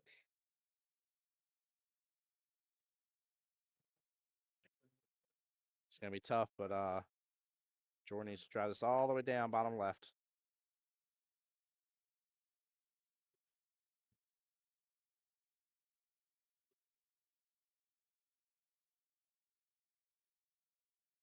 Not an easy one, though. Quite a bit of distance. Hits it just dead straight over. Very good try. He's opened back up for Michael here for the bottom right-hand corner pocket. Again, not an easy shot, not a gimme, but You got a huge majority part of that table that will allow the 6 ball to go. So just got to worry about making this. Focus on this shot. Jordan needs to be able to peel away a little bit on this here. So Jordan's really, I mean, he's wanting Michael to miss here and rattle in the pocket. Not say we ever wish that upon somebody, but that's kind of what he needs here. He needs to scoop up a few more of these points. There's 5 left on the board here. If he scoops up at least, like, say, 4 of the points after it's said and done, it'll be good.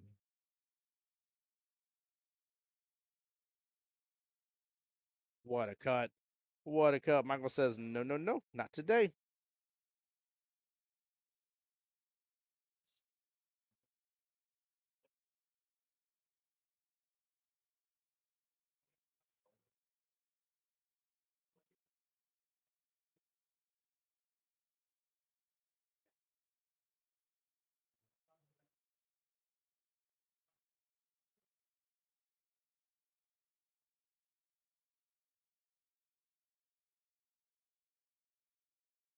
Tough cut here on the 6.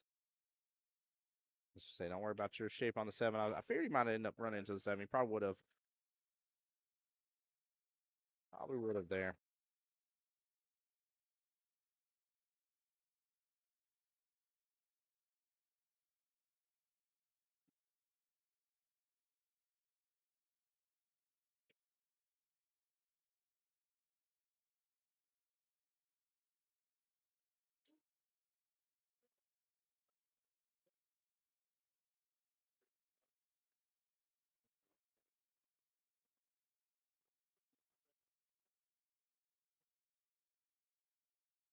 You too, brother. Later, Keith. Dodging that bottom left-hand corner pocket. All right, Jordan, time to lock it in, sir. There's 4 points left on the board. I said it a moment ago. You need to scoop up at least 4 of what's left.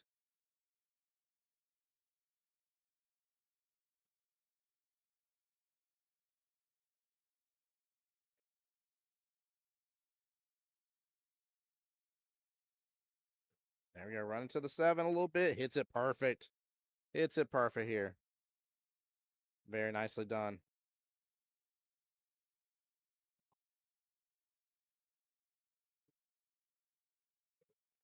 Let's see what we can do here on this 7, though.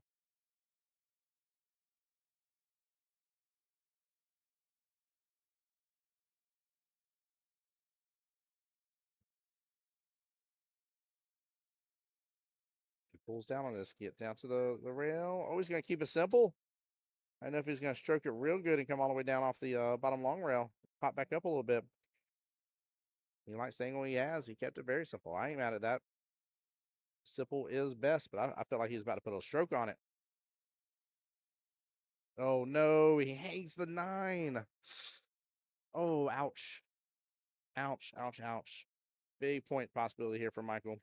And so it'll be a 1-point difference again. And it is. Good out right here. We'll get the score confirmed, 15-14.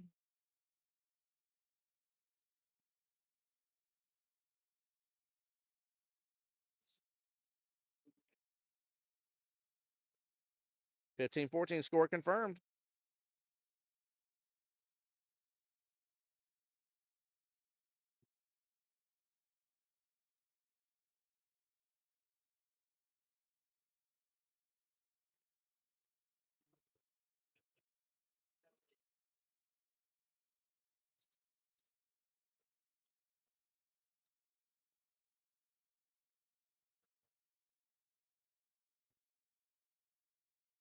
All right, let's take a look here.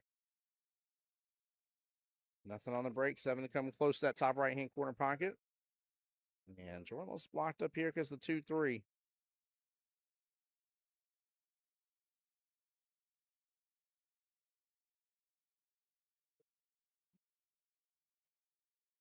Yeah, I was about to say, I don't know if he's got enough room to drive past that 4 ball here and come around it to get into the 1. Had to load up some left English pretty good on it to do so.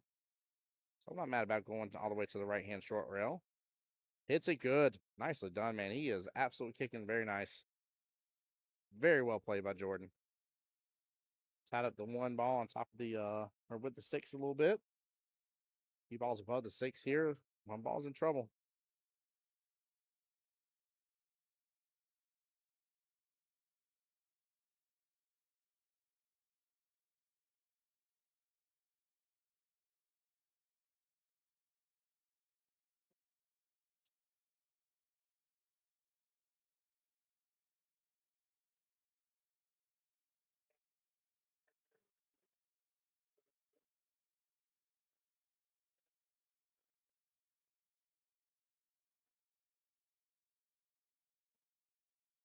Tough one right here.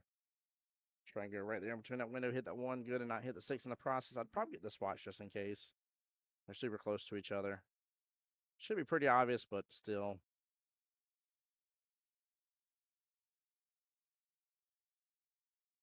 Yeah, 6 ball first all day long. Good try, though.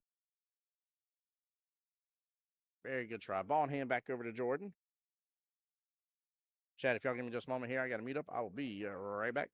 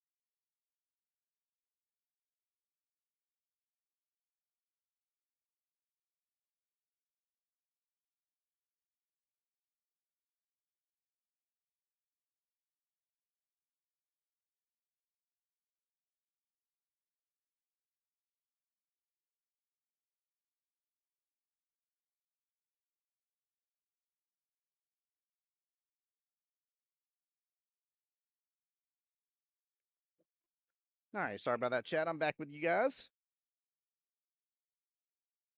Just told the score 16-14 while I was away.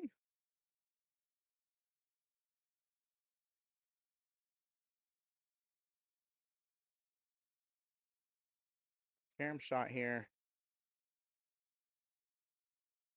That looked like it might have been the 5 ball. Should have gotten that watched. But no questions about it here. Definitely goes to the shooter.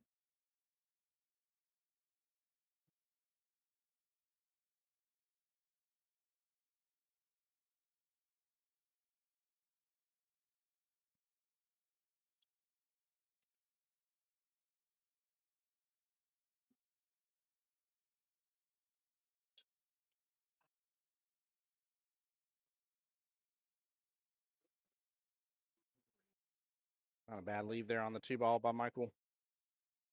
Tougher cut here. 8 ball could potentially help that, though. Might be a little carom off the 8 into the corner pocket.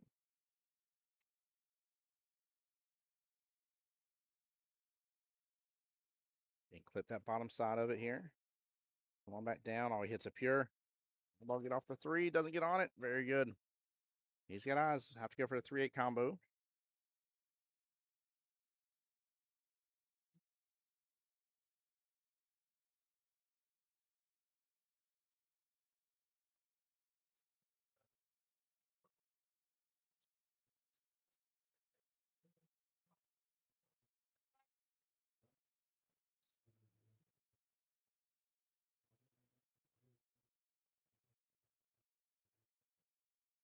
Good try on that.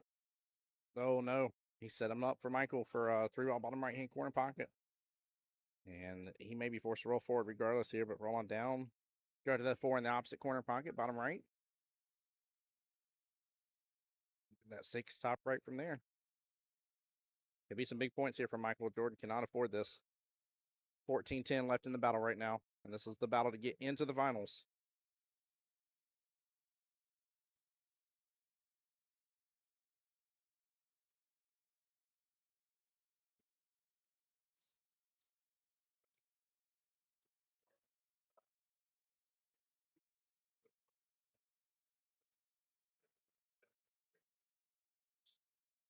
Oh, good try to drive that down. All right, Jordan needs to lock in on this. On downfall again. Is he stuck up against that rail? It's going to make the shot a little tougher here. He's automatically going to follow on this.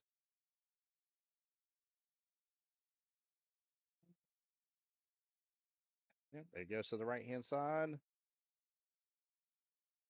Good smooth stroke from him, though. That was nice.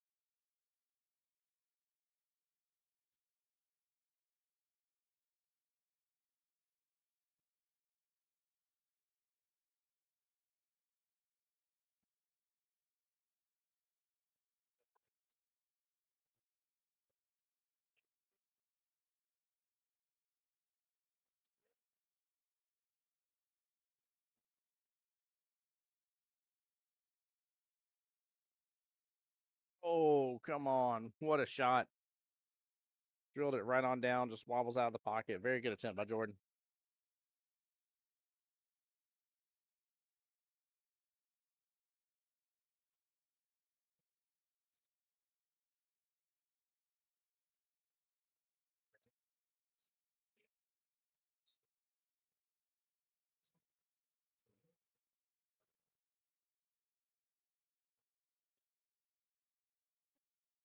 Jordan's got good determination on his face here. Not really worried about how his opponent's shooting by the look of it. Not letting anything really phase or rattle him at all. It's good.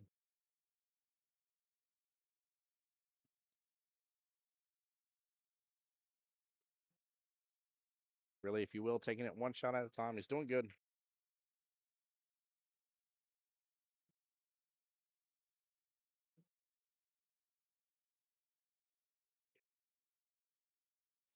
There we go. Nice shot. Hold on. End up on the right-hand side of that 7 ball. Oh, this is going to be tough. Cannot believe he got all the way over there.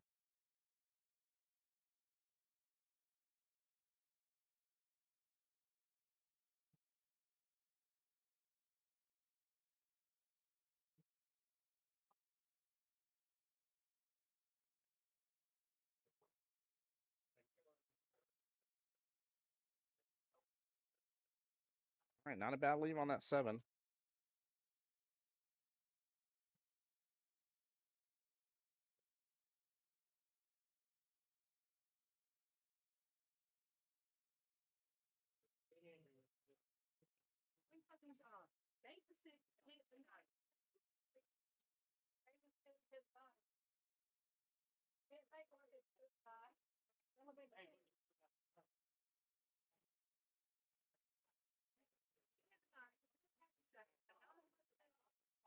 Try to send a little bit, just off on his shot. Jordan has got to light this down, though. Like I said, it's imperative right now. He's got to get these points back. We're past that midway point. He needs to get everything right back in line. So there being a skill level difference here. A handicap. He's got to close it down.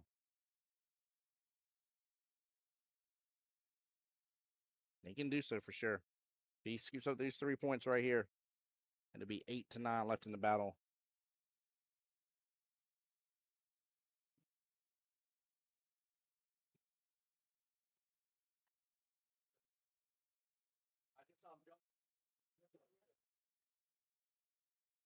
There we go. What a stroke from Jordan. Nicely done. Good setup for that 9. Top side pocket here.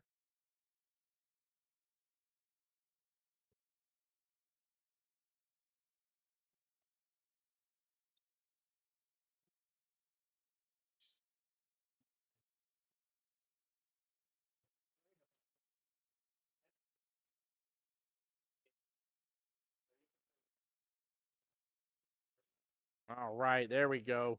What an out. Nicely done. We'll get a score confirmation, make sure I got it right. But if I do, it's an 8-9 race left in the battle. 23-16 overall.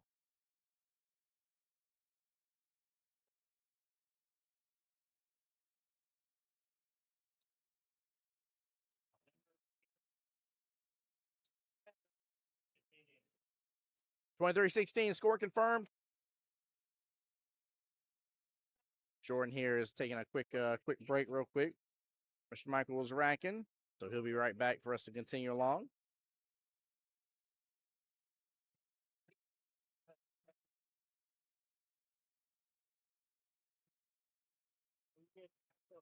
I haven't checked in a moment for the gray tier bracket. The 6s and 7s here. Hey, let's see.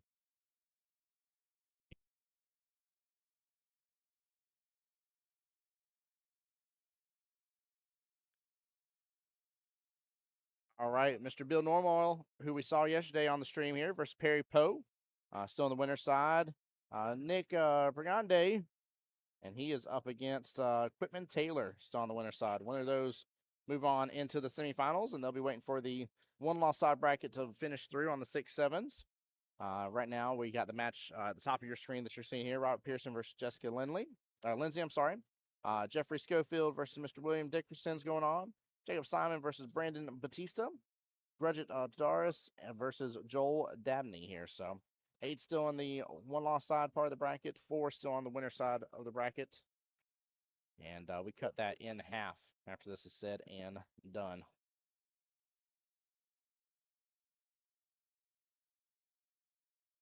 All right, Jordan is back up to break. And do we have... Oh, yeah, that's right. Ethan got the win against Lynn. So that is who's sitting in the hot seat currently, waiting for this match to finish for the 1-3 bracket.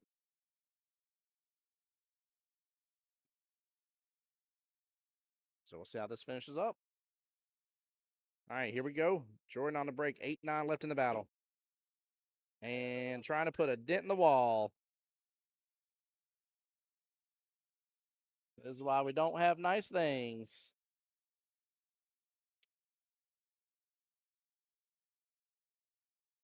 Poor Holly and Trey over there sitting right across where that cue ball jumped to. I looked over at him. I said, y'all are in the splash zone. Good Lord. Oh, man.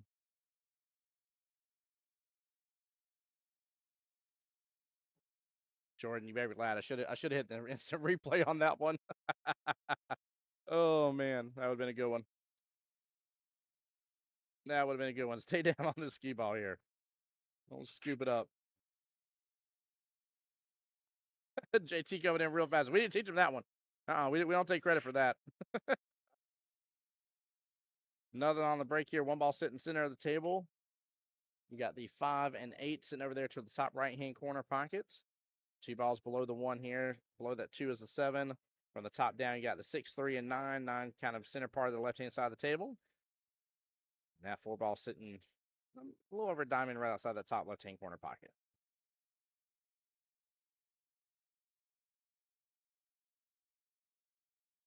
Very nice shot by Michael. Oh, no, I didn't think it was going to go in and scratch. I thought it didn't have enough room. I'm sorry, Michael. Unfortunate here. This is the opportunity Jordan has been working towards right now. He's got to take pure advantage of this. 2 ball, bottom side pocket. 3, top left. 4 ball, top left. 5 into the 8 for the top right. The run is on, and the win is in sight. Can he get it, though? That's the question.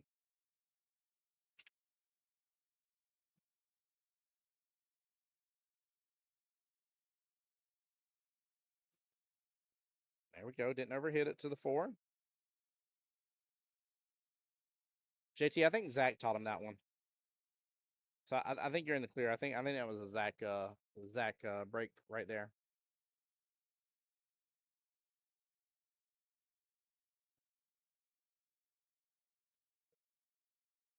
Move that. There you go. All right, let's see if he can do the carom.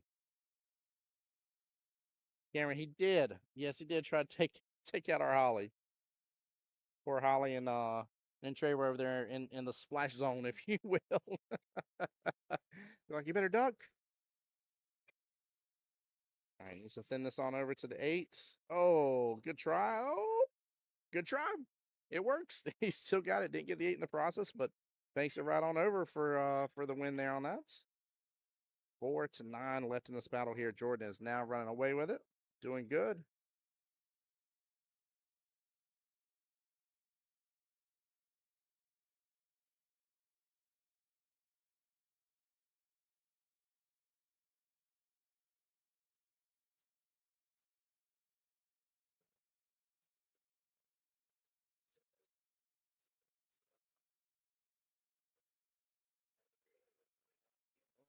Oh, good shot there. Jordan down needing 3 more to secure his spot into the finals and be 1 step closer to moving on to Vegas in the springtime frame, guys. This is good.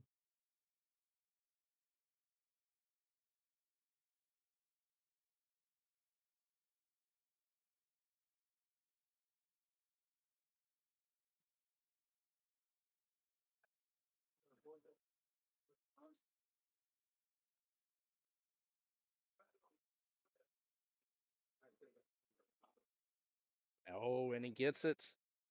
Gets it in the bottom right-hand corner pocket. A little low from the table in the process, but still gets it good. He needs just what's left on the table, guys. Watch on only 2 more. He only needs a 9, but obviously in order to get there, he has to get the 8. So let's see if he can set himself up really good for that 9 ball.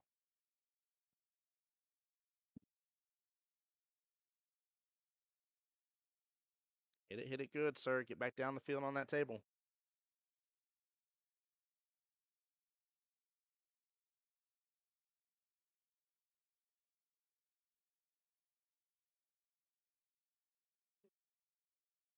So he's going to 2 rails. Need to give a little more if he was going to go that route. So, but he needs 1.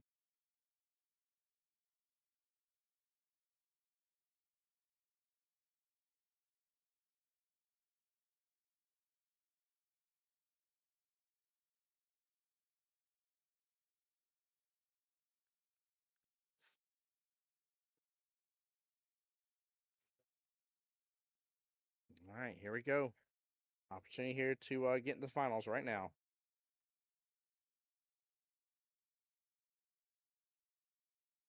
And he gets it. Nicely done. Jordan with the win against Mr. Michael, bringing it clear away from that point. But took him a moment to get there. That was a heck of a close match up until that point. He finally broke it away on that last rack and did good doing so. But Man, that was a well-played matchup here with Mr. Michael. Nicely done in the green tier bracket. But Jordan Jones, represent for Jacksonville APA, will be moving on. And again, he'll be playing Ethan Fry for the finals here. And I don't know if we're going to have the finals up on this table next or how it's going to work out. So let me find out before I go switching things over, guys. Don't go anywhere because we may have the finals right away after this. So stay tuned, guys. Cam's right on over. Beautiful. What a nice little shot. Minutes into the stream going live, in which a couple of those we weren't even on the table yet.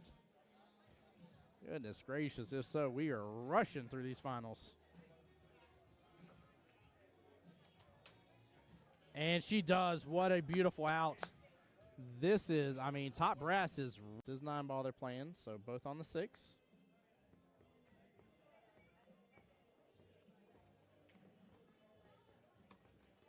And then after this, we're going to get to see what a bank that was. Hold on. I'm pulling up my paperwork. I'm seeing it go into what's going on and what's going to happen today and high expectations. And so far, I think the expectations have been met. I've loved it. It's been very enjoyable. Very, very enjoyable. Nice job by PJ. Good job. Look at that action. Goodness gracious. I'm over here bragging about the action here. Gary's corner pocket. Looks like the 6th ball is playing blocker. But she can actually just push to the bottom short rail. Keep it simple. Ooh, got the love from the combo. What a shot, Miss Jessie. Now for me here, bank shot all day. Yeah, in that right-hand side pocket. Bank shot all day. I tell you what, if I had to cut a ball down a rail or bank a, look at that. Nice shot. Snap. Nice Hit shot. the left hand. And now Omar is up against Mr. George. Oh, she just got that dragged right up table here. Look at this. What a shot by Miss Stephanie.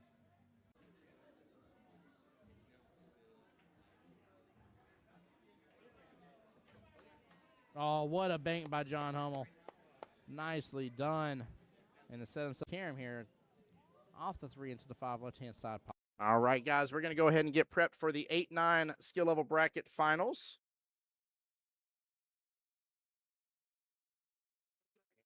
I know David for sure will be at 75. I don't know if Carlos will be. Give me a second. That camera's refreshing. Sorry.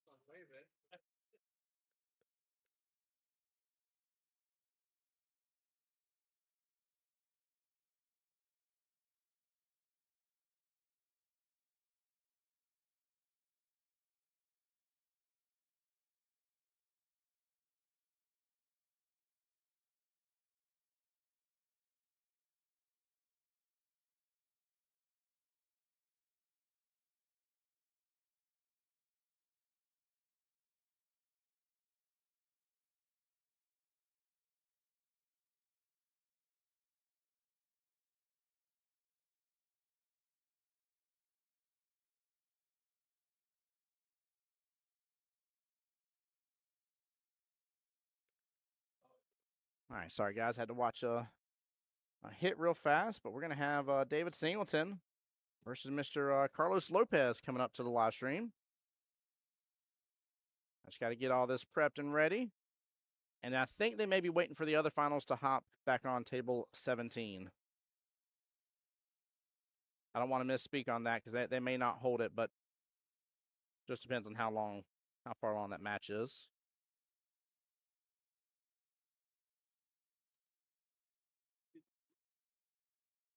All right, let's get this swapped over to the black tier.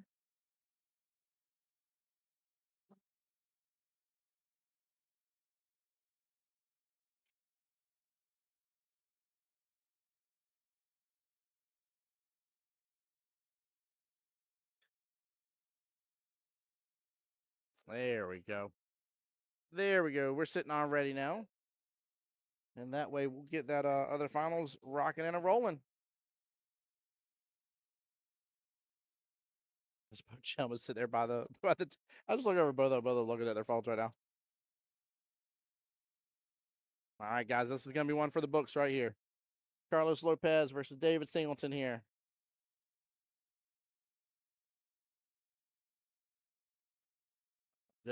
Yep, Carlos. Hold on.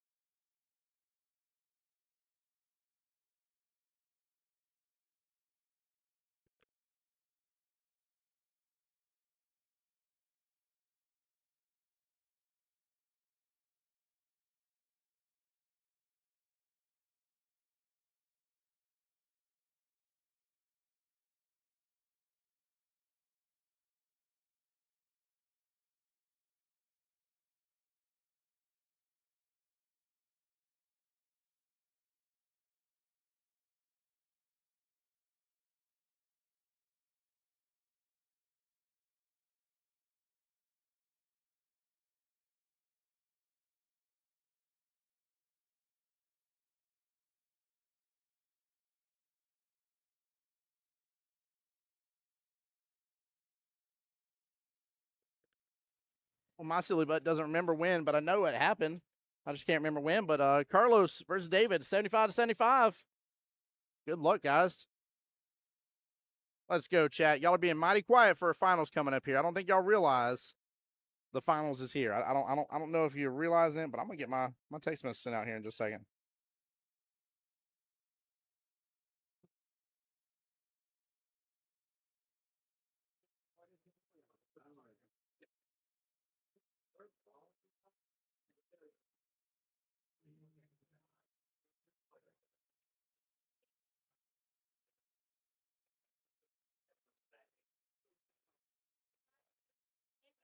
There you go, Miss Rachel Menard. There you go.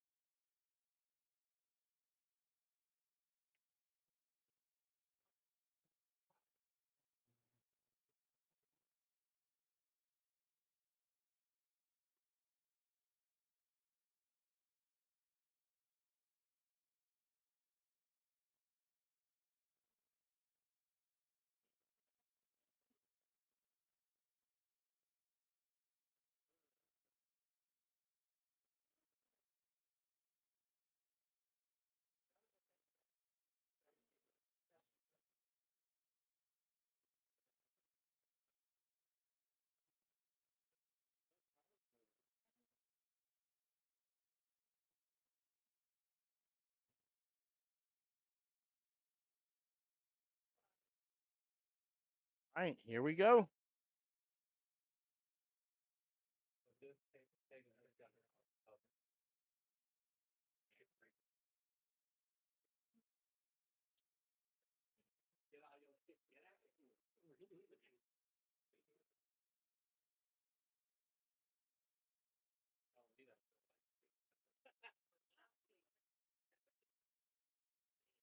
What are you doing?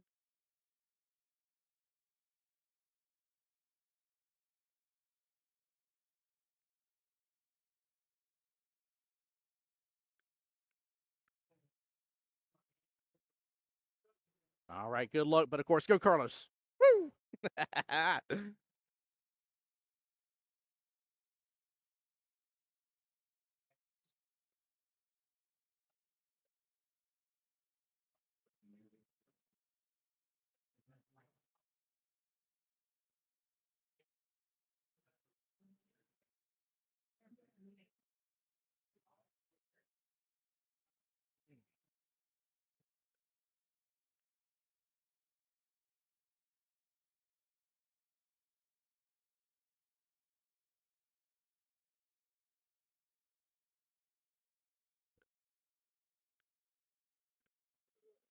All right, we are off to the races now. Thank you.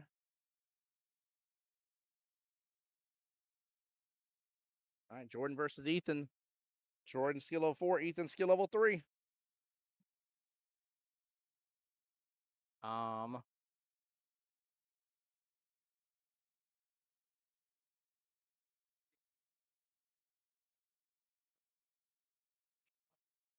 Jordan right there.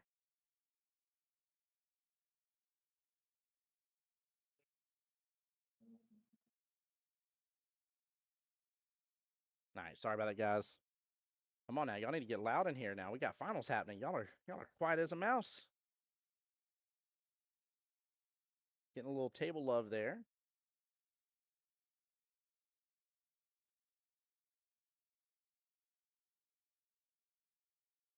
Dave, looks like you may be trying to go for the carom here, 3-9 or 3-8. I'm sorry.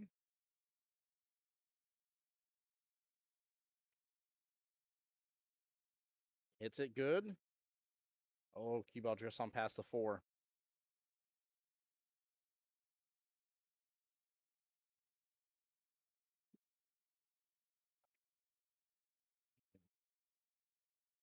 By the way, in the 1 through 3 bracket, big congrats to Ethan there. Undefeated for the day. And I think Jordan, yeah, Jordan's in the same boat. So both 1 through 3 bracket finalists here are undefeated. Nice little defense here by David.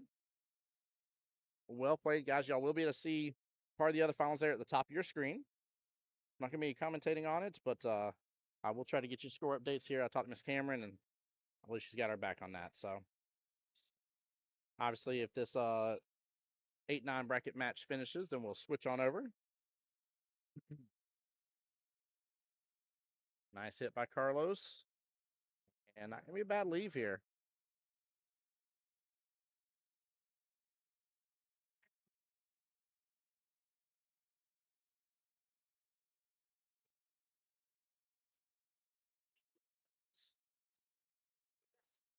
David reaches out with a nice little defense of his own, or I'm sorry. Nice little defense there.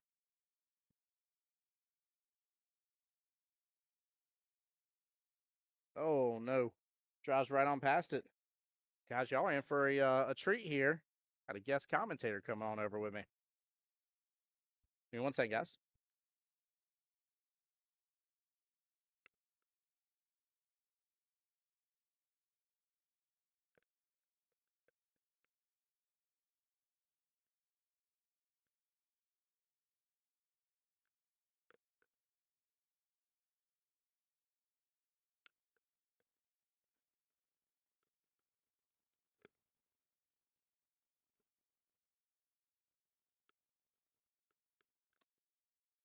Well, this isn't going to get confusing at all here.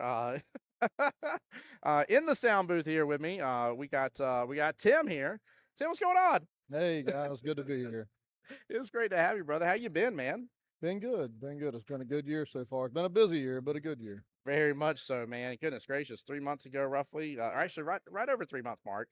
You guys are open up here. By the way, for those who don't know here, Tim, one of the co-owners here of Legends Billiards. Come be a legend. Love the logo, the little catchphrase. It's fun. A lot of fun. Man, so what's let me ask this actually. How does it feel now that at least you're open, things are rolling? Like you gotta feel at least a little sigh of relief now on that part, right? It is. It's a challenge still, finding the right people for the right positions and making sure that we can try to keep as many people happy as possible is very important. But at the end of the day, we're a pool hall. We want to stay focused on the pool, make sure everybody's comfortable. The staff has been great. We've had some people kind of come and go, but I think we've got our main staff nailed down. That makes sense. So, I mean, there's going to be some growing pains right off the bat. So there is. Yeah, I mean, you had to you had to hire too many people for there not to be in that case. We did. We started off very strong with a lot of people, and now we've kind of narrowed it down to where we're, got our main staff. Good. Well, it's reflecting this weekend. I've been telling chat that off and on. By the way, you still owe me $20 for saying that, but I'm just kidding. I'm joking, chat. I'm joking.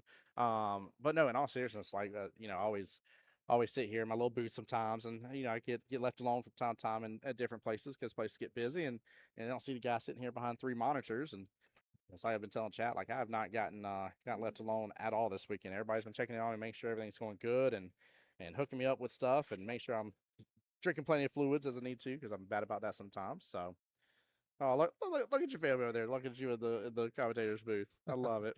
I love it. So, what is your favorite thing so far about your new pool hall? What's one of your favorite aspects of it?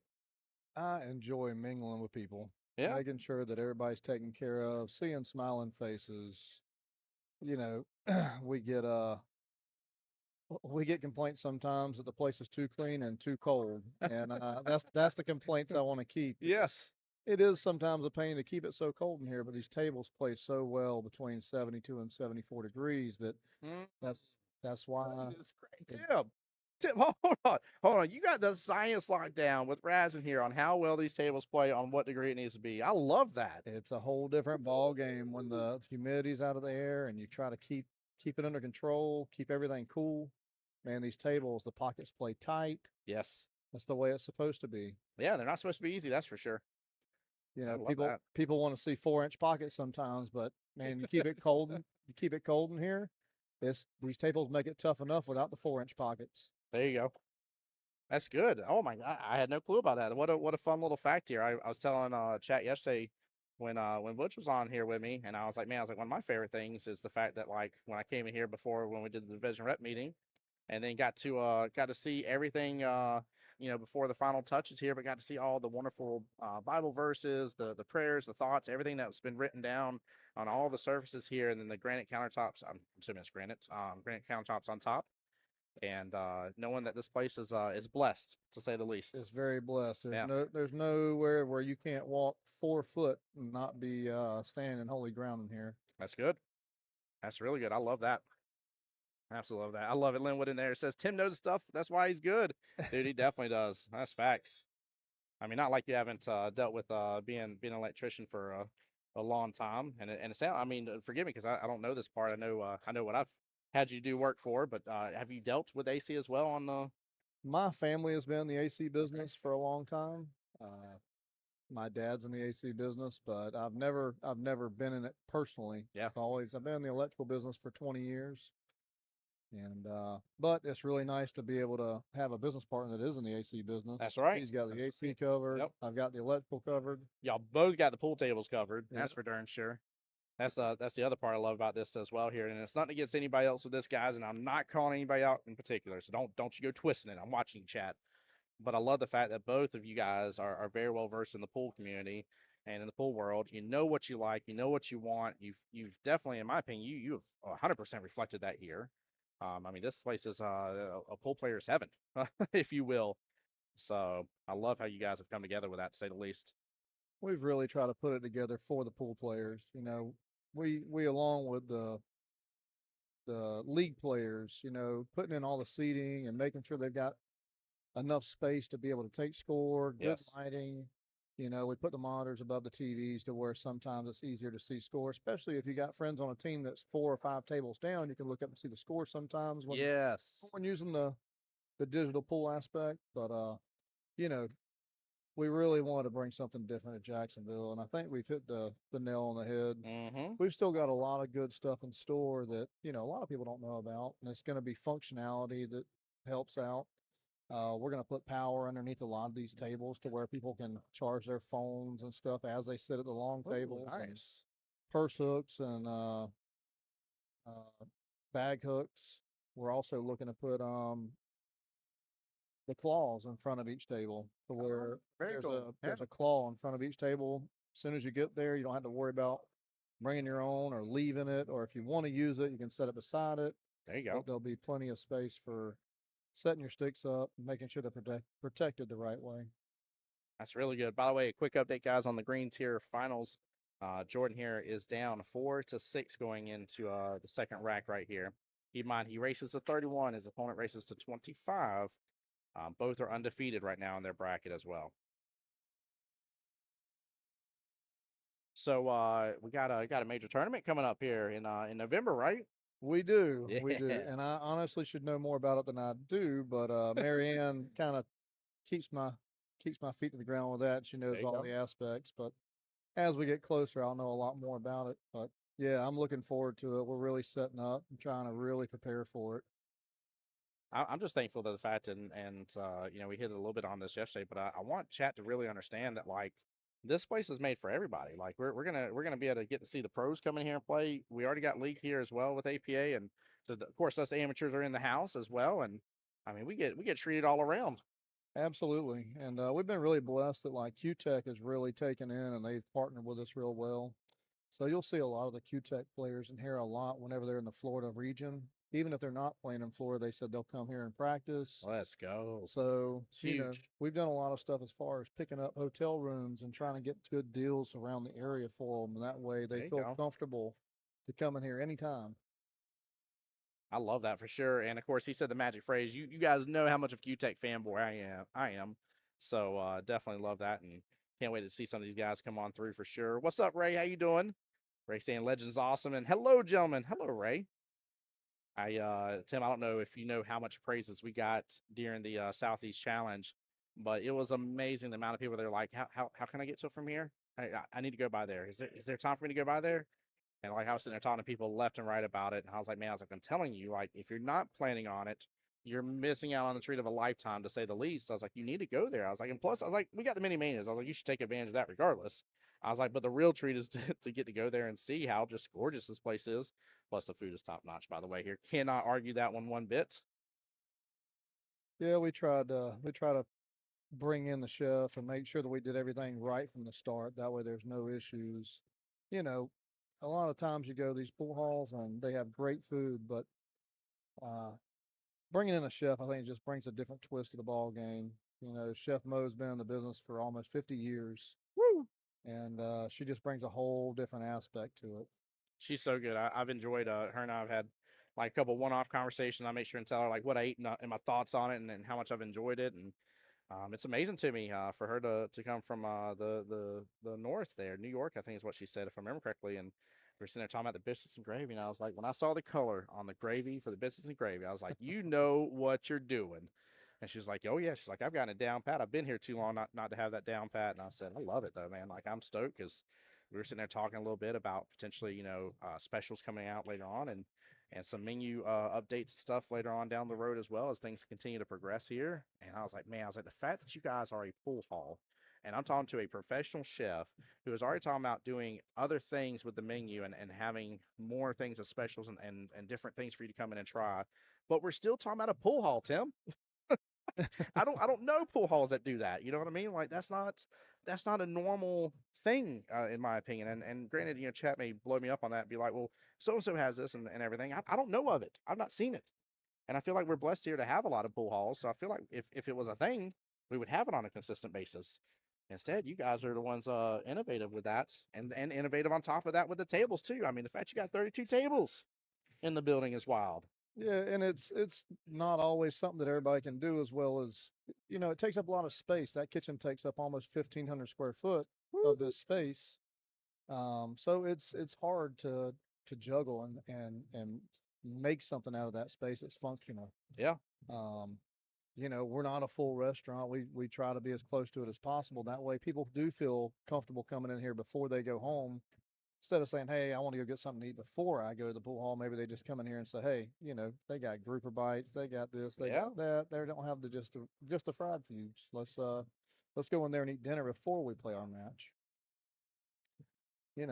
Different aspect that's coming to the board too is in about 30 days we'll probably have the 2 golf simulators in here. That's going to bring a crowd. That's going to be so much fun. I'm not even a golfer, but I'm just excited because I know there's so many people in the pool community that love the golfing situation playing out there, and now we got a nice indoor facility to take advantage of that and be blessed by it. So that's definitely a huge thing. Do you want to touch on that a little bit? Because I'm like, I don't understand how is it that in that room, and the room's not small, but I'm going to say in terms of golfing, it's a small room. It is. How does a golf sim work with that room in that situation? Like, what's it going to look like? So we've got that room set up right now for 2 golf simulators. Okay. The golf simulators are about 12 foot a piece. Okay. All right. So that room is a little over 1,000 square foot. And the way it's going to be set up is in the golf simulator area, there'll be one person at a time, of course, for safety, because you're swinging a golf club, golf ball, of course.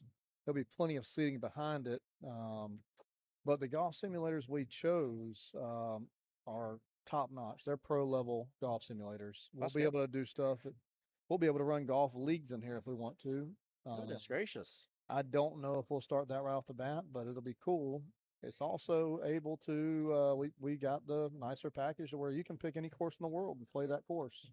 That's bad to the bone. Wow. So if you want to play Pebble Beach, you come in here, you know, couple guys, you can play Pebble Beach right here. I'm now like envisioning this. This is blowing my mind right now. So I can tell it to load a specific location, and I'm there. Exactly. This is mind blowing, chat. This is amazing. Wow. It'll be powered by Foresight Falcon, which is top notch. It's pro level gear. It does everything. We try to pick the best thing that we could for this area. I told them, I said, look, we want to be able to do some stuff that's fun on the weekdays. If somebody wants to come in here and let's have a par 3 tournament, closest to the pin par 3 tournament. I've always seen the golden tees that you play the little video game that's about the size of a pinball machine and stuff like that. But to be able to swing the club and actually do it in person and not be rolling a ball, that's pretty stinking cool in my opinion. Yeah, because you're going on your skills now instead of that little rolling wheel like an old mouse. That's what I think of every time I see those. I'm like, gosh, during these little like non-moving mouse, and you got just a little scrolly wheel, ball on the side. It cracks me up every time. And we're really blessed to be in Florida too. I mean, you've got some of the greatest courses in the world in Florida. I mean, we got Sawgrass that's 20 minutes away. I mean, it's one of the biggest pool tournaments in the world. I can't imagine just loading that up there and getting to enjoy it here in this nice AC and not having to deal with the outside conditions and still getting to enjoy the course. Exactly. I mean, TPC's $800 a round. So why not be able to play it virtually? Hurt my soul. For, what's it going to cost? Yeah. Maybe $60 to $80 to play it. So that'd be way better. It also goes a little bit faster from what I hear. I don't have a whole lot of experience in the golf simulators actually playing, but a round of 18 holes with one person generally would take 4 to 4.5 hours if you're out there playing. By yourself, you may be able to get through a round, from what I'm hearing, between like an hour and a half to maybe 2 hours tops. So it's a lot cheaper than a round of golf also. I mean, the average round of golf in Jacksonville is probably $80 a round per person. So, you come in here, I think our rates will be $40 an hour on the weekdays and $60 an hour on premium days and nights. Okay. We'll probably have that premium rate during events and stuff like that. The one thing I've tried to get through to some people too is, we want to do as much as we can for the people, but we put a tremendous amount of money in this place. Yes, you have. We try to be as fair and competitive with our rates as possible, and we haven't heard many complaints. But it's just another way that we can bring another crowd in here. And there's a lot of pool players that are golfers. Yeah, 100%. There's a lot of pros in town that would love a place to come like this and teach also. So it gives opportunities for people to come in and learn how to play. I didn't think about that. And then while they're in here teaching that, we're going to get them up on the table and we're going to teach them a little bit of pool. That's right. There we go. We'll make both together. Let's go. Butch is going to start offering private lessons. We're going to try to get that's going to be so awesome. Program back up and going. We're hoping that comes sooner than later, but we got to figure out all the kinks and make sure that we're 100% ready for it before we get going with it. So that's one thing that's near and dear to, a lot of our hearts. Mary Ann, especially, she loves running these kids tournaments and seeing their smiling faces and loves seeing them progress. And, we've got a lot of young talent in Jacksonville. Yes, we do. And when it was in town, when APA had it in town, it was, we had people coming from Lake City and every other week, it was awesome to drive that far and be able to see those kids every week putting in the dedication and hard work. So I think it's awesome. Me too. I definitely do. I got to know now. We talked to Butch here. We know Butch loves some one pocket here. So what's your game of choice here? What's your favorite to play on these tables? It's not the most popular game for sure, but I love playing bank pool. There we go. I figured you were gonna say that, but I wasn't sure. I love playing. I just love the game of billiards in general. I mean, I love pool altogether, but there's just something about the game of banks that just brings a whole different level of fun to the game for me. Absolutely. No, I definitely love that. It was fun when we were talking about, because we were talking about how, playing those different styles of pool can really reflect in your normal game. And I was like, it's so right. It's something I've learned over the past probably about 2 years. And I'm definitely a fan of watching some one pocket action. I'm not so much about playing it just yet. I still am not well versed around it enough. I feel confident to play a game of one pockets. But I'll definitely play some banks for sure. Banks is fun, man. It cracks me up because you got to think if you look at APA, you look like the 1s or 3s, maybe skill 4s, right? Like they're fearless bankers. Those guys go after banks 24/7, 24/7. Oh man, they don't care. They'll hit the bank shots left or right. It's a whole different aspect. I see the banks a lot better, and I see the straight in shots a lot of times, which is crazy to say. It's just so wild. It's just crazy, but it's such a different game because I mean, it's just not played enough, in my opinion. I think it's a lost art for sure. And there's always things that I'm learning too. I've always played 9-ball banks. I never knew the original game of banks was 15-ball. Is it real? I had no clue. That's how I never heard that. So, and there's so many different skill levels when it comes to that. I had the luxury of playing Mike DeLauder a couple weeks ago, and me and Mike battled it out for going on. Gosh, we probably played for about 4 hours. And there we go. In the end, we broke even. So I felt very, very, I felt very lucky to get that far with Mike. Yeah. But again, like 3 weeks prior to that, I played Joey Gray and got my tail spanked. Now he was here recently doing lessons in Legends, right? He did lessons, and then we had we've got the back room that's enclosed. It's a 1,800 square foot back room that's glass enclosed. It's got 6 9-foot tables in, and Southeast Toyota came in and wanted to use it for I guess like a seniors event for some of their higher ups. Okay. And so they had their meeting in there, and when they called, Marianne said, "Hey, are you interested in having somebody come over and show them how to play a little bit, fundamentals?" There we go. And they said, "Yeah." And we almost got Florian here as well to do trick shots and everything. Oh man. But we weren't able to get Florian here, but Joey Gray came in, showed them the fundamentals, showed them some trick shots, had a good time, and they enjoyed it. Well, if I'm being honest here, Joey is now getting to the point where he's a mini Florian because somehow or another my TikTok feed keeps popping up. Him and Florian do the trick shots together, and they do the battle where it's kind of like the game of horse, and they get X if they don't do it, and get a check mark if they do, and trying to see who can complete the trick shot first. And it's definitely a good time to see those two play against each other and do the trick shots. I've always enjoyed watching Florian for sure on that as well. He's one of my favorites, as you guys know, and I always love telling the story. We were in Montreal for the Montreal Invitational, and Florian Skews, unfortunately, they were lost from the plane ride over. And so I actually have my favorite cue that I bought was the Q-Tech one, which is a Florian cue, has his initials all in the cue. And I was like, "You use my cue," and he picked it up for a moment and was about to use it, and then they decided to still take him to the store. They had a full store not too far, a billiard store down the road, and he went and got new stuff to then complete his trick shots and everything.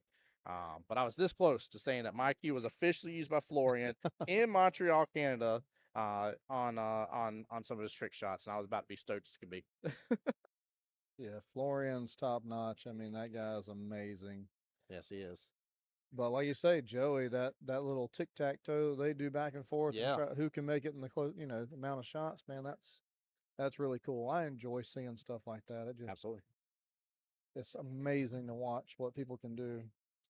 No, it definitely is, and it just speaks to Joey's talents. That's why when I had the chance in Vegas, talking about taking lessons from Joey, I had a chance to take lessons. I already signed up, and I had a mini mania beforehand. Was blessed to get all the way into the finals of mini mania. The guy and I that we played, we split before we played it, but we still wanted to play it to see who would officially take first. He smoked me, so thank goodness I split with him. That was a great call. And what was funny is I gained back my entry fee and had enough money for Joey's lesson, in which then we did it right there in the Q-Tech booth on a beautiful 9-foot resin table, and got to take advantage and have a personalized one-on-one session with Joey Gray, in which I earned a mini mania win to get to it, which is a pretty cool way to think of it. Absolutely. But he's brilliant, man. He's good as great. So patient with people. He is. He's one of the best instructors I've ever seen. I mean, his patience with people and his fundamentals are so good, and he can pick up on stuff that other people can't see that they're doing wrong in their strokes. So it's just amazing to watch somebody that good. By the way, talking about somebody so good right now, I gotta give Carlos mad props here. I've been blessed to have Carlos on one of my teams before a couple of years ago, and Here I am seeing him right here in the finals of the black tier bracket 8-9, and he's battling one and only David Singleton. And I do know for a fact, and this isn't against Carlos, but there would have easily been a time and day back then that everybody been like, hey, it's going to go to David, like, just period. And if you look, Carlos is ahead right now in this battle here. We're not in the halfway point yet, but Carlos is ahead. Absolutely. Doing good. Carlos has came a long way in a couple of years, man. Yes. I remember when he first started and he was, not even a challenge. Now it's like, man, yeah, where did you come from? He has put in the time and effort, and the amount of nights that I've always seen him play in now as well. So definitely mad props to him and honing his skill. By the way, talking about shout out as well here, our very own Jordan Jones in the finals over there, up 19-11. Jordan needing 12 more left in his battle versus 14 for his opponent there. Jordan trying to pull it out for Jacksonville APA now. It's nothing against Ethan now. Both gentlemen are undefeated in the 1-3 bracket, but we got to have some Jacksonville APA up in these finals now. So, yeah, these players are playing extremely well. It's a tremendous amount of pressure when you get to the finals too. It's not like playing just a regular old match. It's a whole different ball game. Well, you got one foot on the airplane to go to Vegas at this point. Like, it's real. That's right. It's all real now. Yeah, I've been looking forward to this, by the way, Tim. So I just want to tell you guys, thank you so much for a great weekend that's been so far, and finishing up right now, because I told my wife, she's like, you're gonna be tired after this weekend. I said, I'm gonna be at Legends this weekend. She was like, oh, she's like, that's why you're super excited. I said, yes. I said, I've been waiting for this moment right now. Like, I've been waiting to get in here, stream, be able to utilize your cameras as well, which has been a big help. And I still got my 4K over there that I got on the tripod and swivel to show off the room a little bit. We were showing that off earlier, and a couple people, they were like, wow. And I was like, I told you, I was like, my description is not going to do it justice. And even this video is not going to do it justice. Like, you need to come here and take a look at it. So, especially with you guys having these new resin tables with the ball return. Oh my gosh. It makes it nice. And we really went above and beyond with this digital pool system and try to put these cameras. I mean, it was not an easy feat. There's a lot of time and investment that goes into this, but to be able to be somewhere else in the world and be able to watch your team is a whole different aspect of this, and we've got every table in here. We've got 32 tables streamed. Yeah. By the way, I think Marianne opened up the stream for free this weekend for this event. So, that's not always going to be the case, especially like when you come to November and you have this big event. You know, it's one of those things where you've got to sign up. We do have membership packages available where it comes with the membership package. You can also get the Legends TV just by itself as well. Oh, that's nice. I like that. No, I mean, guys, y'all don't realize the amount of infrastructure. I was blessed to see a little bit of the back room there earlier. And what up, Larry? How you doing, brother? But there is definitely, Tim's 100% right. There's a lot of infrastructure in place. And I get questions all the time about my little setup in terms of this and what it costs. And this ain't little by no means, but this isn't 32 cameras hanging over every single table, in which, by the way, chat, this arena table has 4 cameras hanging over it. So it's even more, and it's definitely a really kick butt system, to say the least, on how you guys have it set up. So I'm stoked that we'll have the chance to still take advantage of that, to say the least. Maybe I might be away on a trip. I don't know where I'll be in November. Life takes me here, there, and everywhere. So to be able to still tune in and especially somewhere locally, though, that makes me even happier that I'll be able to support one of our local host locations here in Jacksonville and be able to support you guys by signing up for that, but also getting the advantage of, hey, I get to see some of the pros play, baby. So absolutely, it's all about helping each other out. We love seeing the streams, not just here in other places, but it's nice to be able to watch stuff in Vegas or watch stuff in wherever in Canada. I mean, my goodness, we're so blessed to have the technology and the infrastructure now, and it's a lot of it's got to do with partnering with people and sponsorship. I mean, APA has really opened up and partnered with us really well. We've tried to accommodate them. They've tried to accommodate us, and it's been really a good working team so far. And I believe that everybody's comfortable in here, but we tell them every time, what can we do next that's going to bring this to the next level? We've done everything that we can think of, but is there something that we're missing? Is there something that we can do better? What can we do to help out? And even your setup. I mean, I came in and your setup's right here in a perfect spot. This was perfect as could be. Holy moly! I mean, I didn't think about setting it up right here, but it's like, you're perfect. No, it worked out so well. Mine Kelly was talking about earlier. I was like, yeah, I was like, you're right. I was like, I probably don't need a booth because they're gonna be talking match stuff and everything like that. Like that doesn't need to be on the stream. And they're like, where can we set up? And Mike was like, I know, we'll set you up right outside the booth. And I was sitting there thinking, I was like, yeah, I was like, that'll block it off. I said, I know there's outlets right there for darn sure. I ain't got nothing to worry about with outlets. By the way, I would have picked on you hardcore, knowing your electrician background and how good of a job you do as an electrician. That if there wasn't, I was gonna be like, Tim, we gonna be talking. We made sure there's outlets, man. In the arena, there's an outlet about every 4 foot, for when we do have these big events, people can have their laptops or whatever they're going to have in front of them, charge their phones, and we want to just make it to where everybody's comfortable. We get a lot of people that come in here during the day, and they sit up in the tournament desk and they plug their laptop in and just kind of do their work and eat some lunch and stuff during the day. So, ever since the COVID day, when people stop having to go to the office so much, they've really kind of taken to places like this. They come in and they like to watch some pool and eat some lunch, hang out and work at the same time. Yeah. And, man, what a luxury that is. That is a luxury. That is a very high-end luxury. And I'm honestly, I didn't even think about that. That'd be nice for me to have to do during the weekdays. Maybe you guys got something going on and I can come in and relax a little bit. So I might be doing that myself here, Tim. Might be There taking you go. advantage. By the way, big shout out to as well our boy Jordan showing up 26-13. That makes it a 5-12 race there in the 1-3 skill level bracket matchup. 5-12 left here. He has pulled ahead now. But don't count him out. His opponent, keep in mind, again, both gentlemen undefeated so far. So if you think it's over, don't count the chickens before they hatch on that one. By the way, people's there on the YouTube side saying this place is amazing. Best place to play by far. That is a very common sentiment there. JT sitting there flexing for Jordan. Yeah, he's doing good.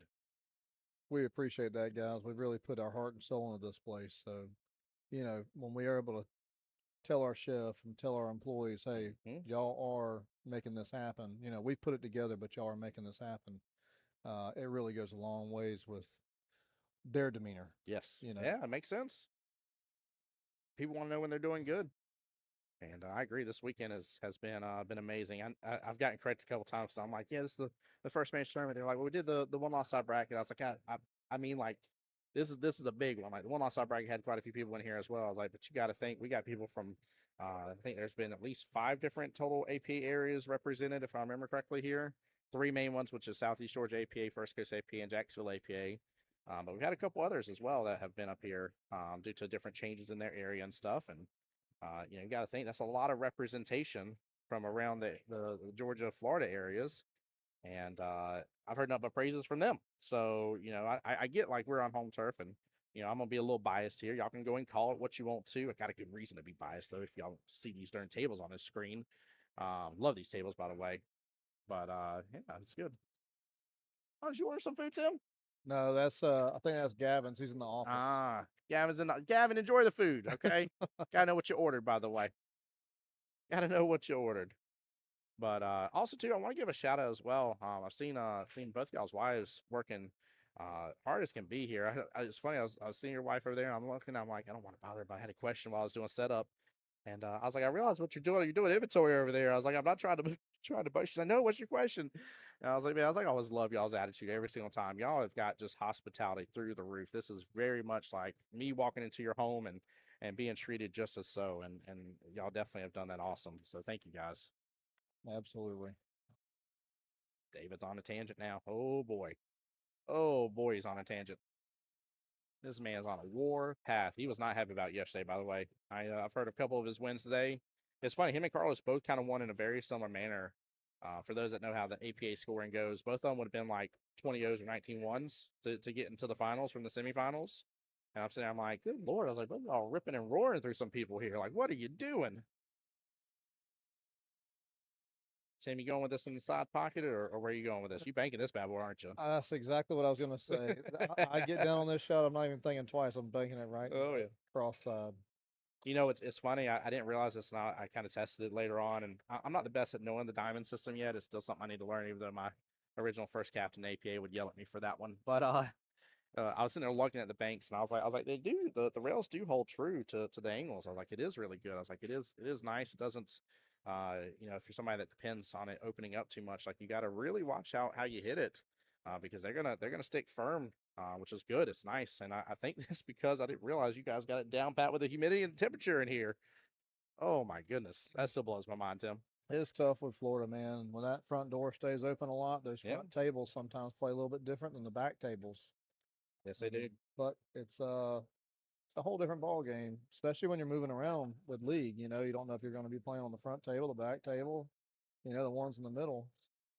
But uh, for the most part, the rails stay true. It's just how much the balls are sticking to the rails and how slow or fast they're rolling because of the humidity. Yeah. Which I'll be honest, before I got to know Butch, I didn't know too much about that either. Butch being a professional and, you know, being in the AC business taught me a lot about that. And I know the humidity did have a lot to do with it, but I didn't know to how much effect. And it's crazy to hear it. Yeah, it's funny. It's been probably about, I'd say, a little over 2.5 years or so, roughly shortly after probably starting commentary, that's I finally started understanding that a little bit more. And like when you look at a place and you look at the front table versus a table on the back, and you can feel the AC difference clearly, plain as day between the two zones. And like you sit there and watch the table play, you're like, that table is a little stickier than the other one. Like, actually, that makes complete sense. Not something that anybody at first would have been like, Tim, do you know something different? But like, no, I don't know. They're both pool tables. They're shooting pool balls on them. Like, what are you asking? But it definitely makes a big difference. I just love the fact you guys got to care about that. I mean, that's awesome. And also too, by the way, I forgot to shout this out yesterday. I love the lights that you have. Oh man, Yeah. The arena style lights are awesome. yes they are. It really does make a whole big difference whenever you got even lighting all the way across the table and you don't have to worry about stuff like that. Yep. I had to tell chat to forgive me for saying I had to adjust my camera because I had it aimed at the table, and the table is so well lit that my camera doesn't have to do as much of the work.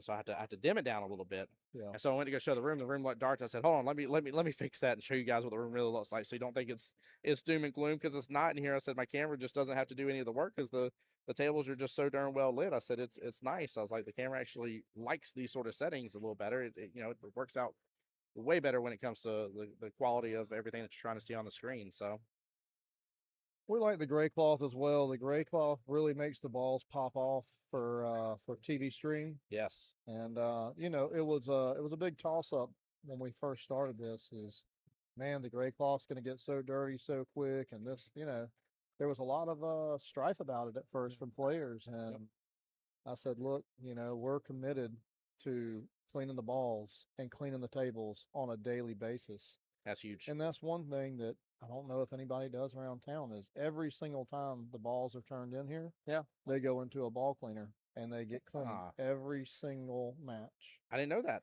They go That's into a amazing. ball cleaner, they get cleaned every time. And then, I'm not going to sit here and pretend to tell y'all that these tables get cleaned every single night, but at least 3 times a week, these tables are brushed and vacuumed. That's huge. Which is, it probably needs to get done a little bit more, but it's better than anywhere else around here. So that's good. Feel very confident that our tables stay clean because of our staff and the dedication that we put into it. I love it, man. I love it. Guys, y'all definitely take advantage. By the way, talking about taking advantage, Miss Cameron, she is updating us here 28-21. I told you guys this match wasn't over. That is a 3-4 race left in the skill level 1 through 3 bracket at the top of your screen, between Mr. Jordan there representing again for Jacksonville APA, and then Mr. Ethan Fry over there for the Southeast Georgia APA.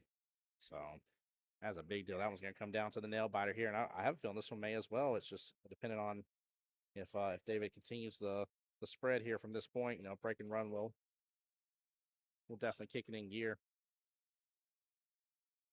So Tim, what sort of cue you shooting with nowadays? What you rocking? So I have been playing for the last couple of years with a Chris Nitty. Woo! I'm not jealous. Chris, who's that guy? It has been who's that? It has been a phenomenal cue.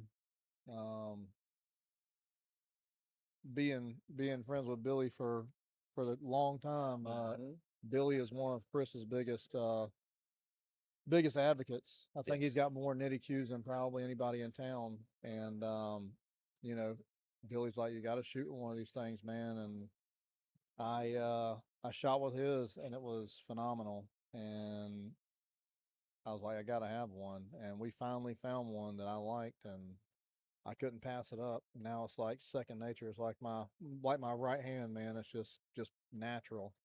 It's got such a good feel. So if you've never shot with one, I highly suggest it. He makes a phenomenal cue. They're not cheap. So it's a big swing and it's a big commitment and a big investment when you do pull the trigger on one. But as far as cues, man, they're top notch. I love that though. That's definitely nice. Definitely nice, man. I'm looking forward to it, Tim. I really can't wait to see what more events come here from APA and then from there, of course, the extra treats of all the pro events and stuff, getting to see all the big dogs over here. If there is anything else we've left out here, would there be any other reasons you're like, hey guys, this is a top notch reason why you got to come and join us over here at Legends Billiards? Is there any other reason out there that you can think of that we haven't hit on by chance? I can't think of anything. I just, if you haven't been here, come in and check us out. Yeah. It's hard to put together on pictures and videos. Mm-hmm. Once you walk in, the place is just a lot bigger than what you would think. When you walk up from the outside, you don't think it's going to be that big until you really walk in the front door. Yep, 100%. The outside is very deceptive. And very deceptive. We've just tried to utilize the space as best we can, and we're going to always be making little adjustments, and we're going to be making improvements here and there. So just come in, and if there's anything we can ever do better and something that we can make somebody's life easier, let us know. It's always a work in progress. So I love that. I definitely will. I'll definitely be willing to give feedback. But right now, man, I'm still kind of awestruck, to say the least, of having just this high level place that has now opened up in the past few months for us. So, tell you what a battle we're watching here on these two tables, man. Yes, some good pull. It is. Well, speaking of, April asking a great question. This came up a little while ago, so I do know the answer, April. She said, Tim, if Jordan wins, would he play in the 1 through 3 bracket in Vegas? Also, curious, since he's moved up to a 4 since he qualified. They'll be pulling everything 30 days beforehand. If he is a 4, then he will be playing in the skill level 4-5 bracket in Vegas. It's a great question, April. Great question. Here, the way we do it on the regional level is, when they get qualified in as the bracket they play in, but they play in their higher skill level. If they've moved up since, they'll play in that higher skill level. But excellent question, April. Thank you for that. I love that. Man, what a great 2026 year is coming for y'all, Tim. I'm just dreaming right now about everything that's going to be coming on and happening, and all the events we're going to have here as well. And oh, it's going to be good. It's going to be absolutely good. It really is. We're looking forward to it. The first couple months in any business when you start is challenging. But we've been very blessed to have the support and people behind us that we have. So we're looking forward to 2026 as well. I think if it wasn't for the fact that, like, the sheer care that you guys have put in here, it is so reflective across every aspect of this entire room. I think if that wasn't in there, I think that's where things might be a little different. But I really feel like there's literally your heart and soul in this building, to say the least, and from your families as well, that it shines in every aspect of every inch of this building that you go in, and the care of every bit of it, from the lighting in the ceilings, the AC duct, the beautiful lights over the tables. I'm a fan of the gray cloth. I don't care what you guys say. I love it because my eyeballs. Don't judge me. I wear glasses. From the beautiful tables. I talked about this yesterday. You guys could have easily went with more 7-foot tables instead of filling in all the 9 foots. Easily, you could have fit probably 4 or 5 more 7-foot tables in here. Probably so. Probably so. Like that level. George Jones got it. George Jones got it. Jacksonville AP in the house, baby. Let's go. Come on here. Sorry. But yeah, I mean, that's another aspect I was trying to tell somebody the other day. I said, they're like, wow, they got a lot of tables. I said, you realize they could have had a lot more? They're like, how? They were like, what, bust down a wall? I said, no. I was like, they didn't have to go with 9s. I said, they could have went with 7s. They could have opened up more space with 7s.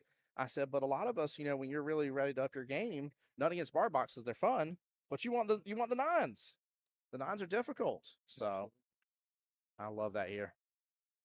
Well, on the pro side of it too, I mean, the pros, most 90% of the time they're playing on 9-foot tables, everywhere they go. So we wanted to bring the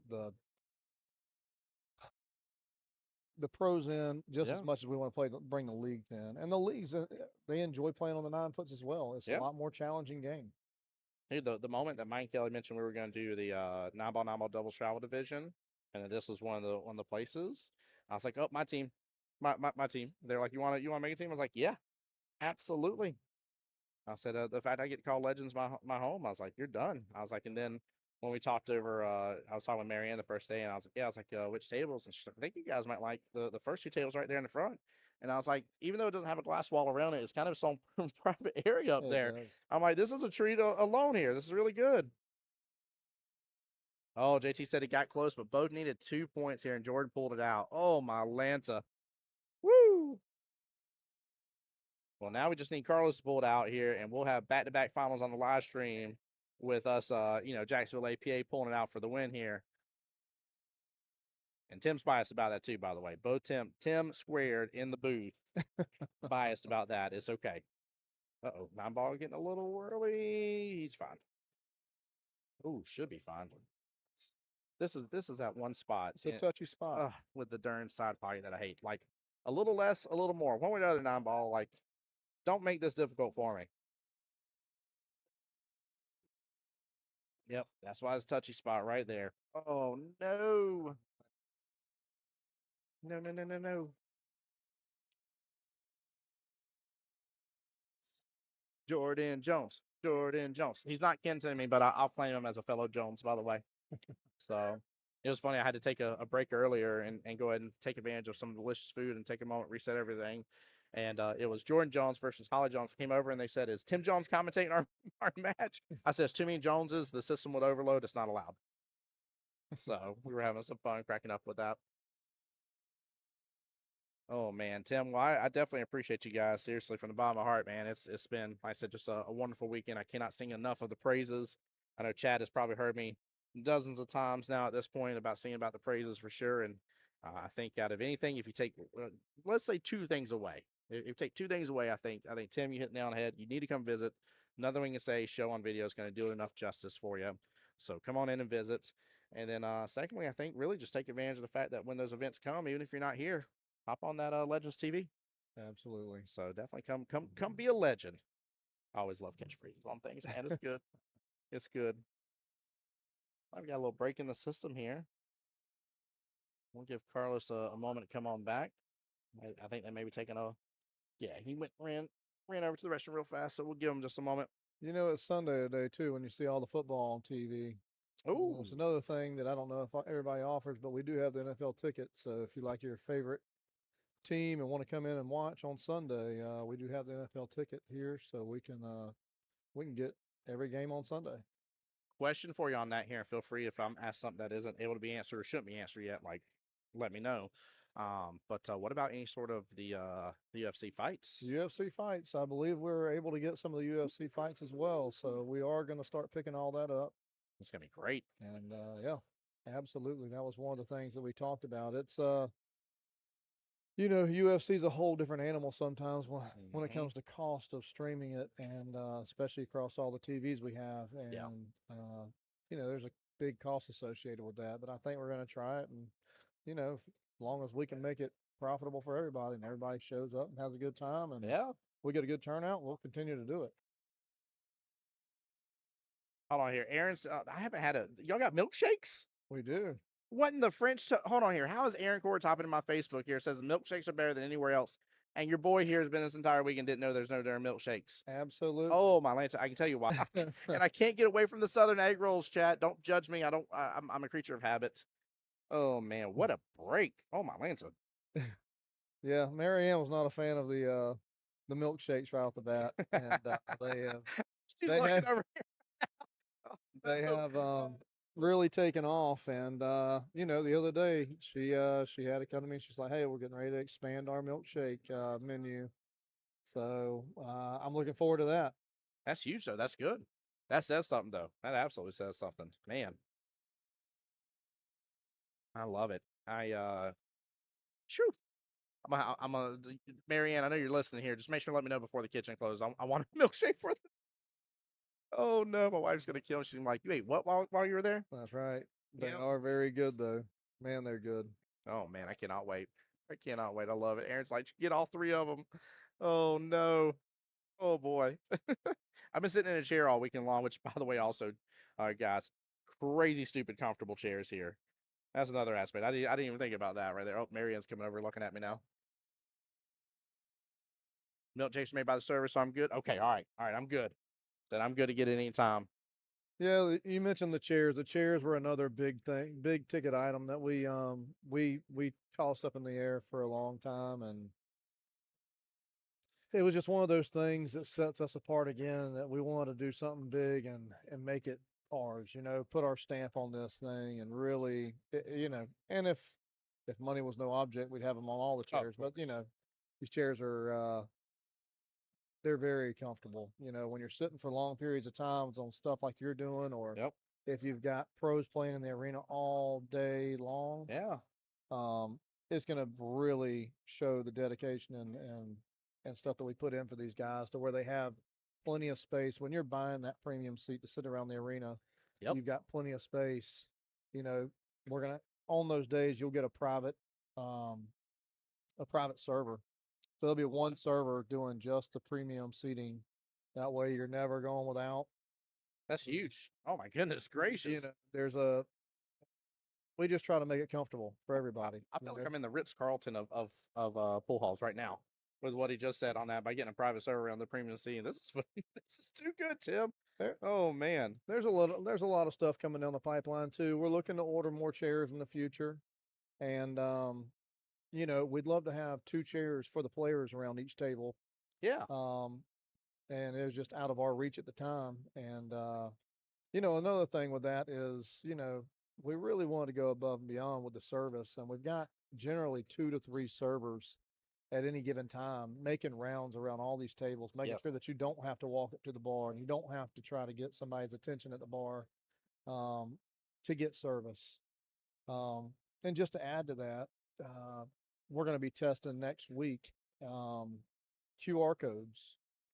So there will be QR codes eventually in front of every table, and they'll be numbered.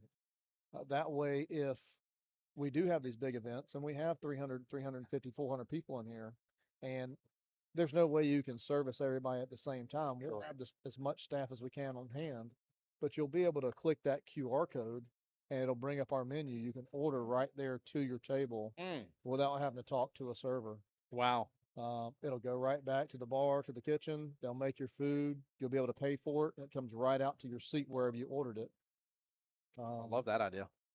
So, you know, just a lot of little hidden stuff that we're still working towards that still got to be, you know, it's going to be test and trial on it at first, but we're going to get it down pat just like everything else. You know, it takes a little bit of time to get it right, perfect it. That's true. That's very true, man. Goodness gracious. Talk about more to come indeed. This is definitely going to be a good year coming up for y'all, man. I'm so happy for y'all. Wishing nothing but blessings upon this place and everything you guys got going on, all the staff here as well, and of course all your families involved in the situation too. I know it's again, there's a lot of sacrifice that people aren't going to know behind the scenes that you guys have poured into this. And I've seen a little bit of the tip of it, but I know I have no clue about the giant iceberg underneath the water. So, man, let me tell you, we couldn't do it without friends and family. That's why the support system that we've had so far between everybody, QTech, APA, all of the people here just pouring into this place. There were so many people coming in during construction and being, "Hey, man, what can I do to help? There we go. What can I do to help?" And you know, it was a big help. You know, it was definitely a family matter because my kids were in here, my wife was in here, dad, mom, everybody that we could get in here. Man, we had such a support system. It was great to see everybody come together. That's good too. You're right about that shot just a moment ago. By the way, these guys are. I know there's a 20-point difference here. David's on the cusp here, 14 points away. But Carlos is. I mean, goodness gracious, this is definitely not over yet by no means. And what a great matchup this has been between these two. Great shot right here. Yes, it is. That's exactly what he needs to do too. That's the way he's gonna get himself back to the table here, prevent the runouts for sure. David kind of responds with the same thing, right? What a safety battle. Yeah. Even Perry's talking right now. He's talking about those types of players who you got to play play good defenses, and that's funny too that he mentions that. That's one of my favorite things about playing some of the higher ups in APA is, I've finally gotten defense under my repertoire, and then I watch these guys and I realize I'm like that was a good defense. Oh, that was not a good enough defense. It was a okay defense that I did, but it was not good enough. I cannot wait for Butch to start doing some lessons. By the way, that's gonna be such a treat whenever that comes up here. Talk about learning some defensive shots. Oh man. Yeah, absolutely. There's nothing like having the knowledge and knowing when a shot comes available. Like, hey man, I've practiced this. I know what to do. I know the calculations. I've shot it 100 times instead of just winging it and saying, I hope it gets there. But by the way, I feel like David a moment ago was looking at the 3-ball combo of coming off the top or long rail there into the 2-8-9 and hitting the 9 in that bottom side pocket for a second. He opted for the defense again, and he may have left Carlos pretty rough. Look at where the 7-ball is for this. He's in a predicament right now, isn't he, Tim? He is. It's as I say, left-hand short rail is the only way that I can see right off the bat. It's anytime you got to spin the ball off the rail, it always gets a little squirrely. So it's definitely a touch shot on this.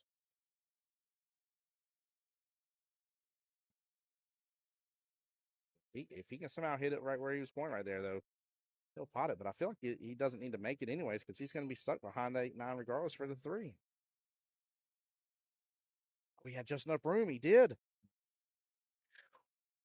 It's that tough leave again. It's that side pocket shenanigans. HW Goodson on the Facebook side says, love Legends. Chat, let him know in stream here how much you love Legends if you've been here. That was the shot right there. What a freaking bank. I bet that made you happy. Man, exactly what I was going to say is on that shot right there, it's just so close to the side. You almost just got to get down there and fire it right in the cross corner. It's a fun bank, too. That's that wide bank right there. It is. Yep. A lot of people used to these side pockets whenever they're banking, making it in one of the 2 side pockets, and they leave out those wide banks there for the corners.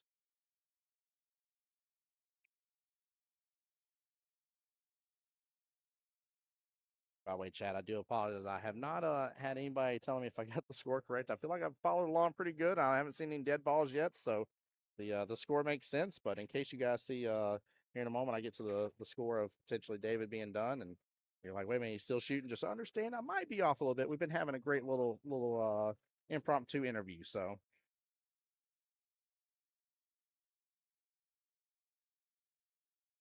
Yeah, David's definitely on a tangent right now. He, like I said, he was not happy about yesterday on how he performed and came back with a vengeance already. Should be 69-41 right now in his favor. That's going to be a tough comeback right here. It's one of the instances where you need your opponent to break dry right now. And you don't want to be in those shoes.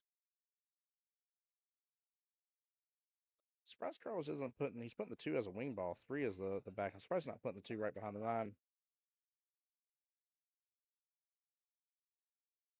That's a little something I've picked up to do just because of different tournament play. A lot of specialty tournaments here, they'll be like, yeah, 2 has to be behind the 9 and touching. And at first I was like, okay, whatever. And then like you start to see like the pattern of the break. So where the 2 keeps going each time, and you're like, okay, I see now why like it, sometimes helps prevent a run out from happening. Oh, got the 3. And he's got eyes on the 1. They're saying not an easy shot though on the 1. I mean, that's a steep cut unless he goes for the bank. Went for the bank. I mean, he fired it last time. Gets in the top right-hand corner pocket. 2 rails. Got a little love right there. Mm-hmm. Jordan over there walking around with his plaque. I see that boy. Boy, shoot good.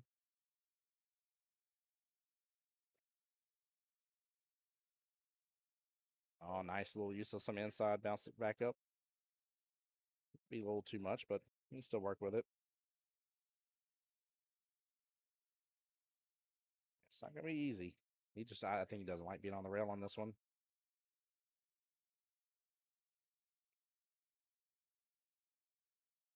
What a shot. Yep. Nope, I was off on score there, or Carlos just gave one way or the other. That is it here, ladies and gentlemen. David Singleton get the win for the skill level 8-9 black tier right there. He looked at me earlier, said, "I'm coming back with a vengeance. I was not happy about yesterday," and he has proven absolutely to do so. Very well done and well deserved. Congratulations. What a showing from Carlos, to say the least, as well. Absolutely great shooting from both guys. Yes, it was. Now let me see here. While this has all been going on, the final tier, which is the 6-7 tier, has been going on. And yeah, there's a big refresh on it over here, guys. So we're down to the final 6 in there. The one-loss side bracket's getting ready to jump on back over. Sitting right now in the winner side bracket in the semifinals, Mr. Perry Poe undefeated over there, and Nicholas Pregande sitting there undefeated as well. So both those gentlemen are waiting for the one-loss side bracket to move on over. Perry Poe, he'll either be going up against Mr. Robert Pearson or Jeffrey Schofield. Their battle was called about 20 minutes ago, not long. And then Brandon Batista's battling out against Mr. Joel Dabney. Their match has been going on for about 40 minutes roughly here, and winner that goes on to play Nicholas Pregande. So we don't have anything to put on for right this second, guys, and I think we're going to kill stream for just a moment here until we get another match ready to come on over instead of just leaving you guys hanging. But in the meantime, though, like Tim said, legendsjacks.com. Make sure you go on over there, click on Legends TV, and you can watch those matches right there. Again, appreciate the kindness of opening up for digital pool right there, and for us to be able to watch the matches that we've been able to. In fact, fun fact, this morning, I didn't realize how many people were paying attention when I talked about that yesterday, and we had 3 different comments in chat. Tim, are the cameras aren't active yet? Are the cameras going to be active today? And I'm like, look, Marianne's running around like a chicken with her head cut off. Give her a moment. I'll ask her, but like, bear with her for a second. Everything is in high gear right now. So I love the fact that some people were able to take advantage of that, Tim. So thank you for that, sir. Absolutely. All right, guys. You got anything else to say to chat here before we close out for right now? No, I think that's it, guys. We appreciate everybody. And Tim, I appreciate you letting me come on with you. My It's pleasure, always sir. a pleasure, buddy. Yes, sir. Same to you, bro. Thanks for the support here. Guys, Tim Jones here on behalf of Jacksonville APA, the home to the Voice of Jacksonville Pool here. We'll be back here soon to give you some more of the 6-7 brackets, and we'll get to see some semifinals match. And you better believe we will not be missing that finals match in this beautiful arena here with these 7-foot rising tables to close out our wonderful 2025 Fall Jacksonville Regional Singles. It's going to be a good time, guys, so don't miss out. But in the meantime, y'all go get some popcorn, do something around the house for just a second, and get ready, because as soon as we can, we'll be back live.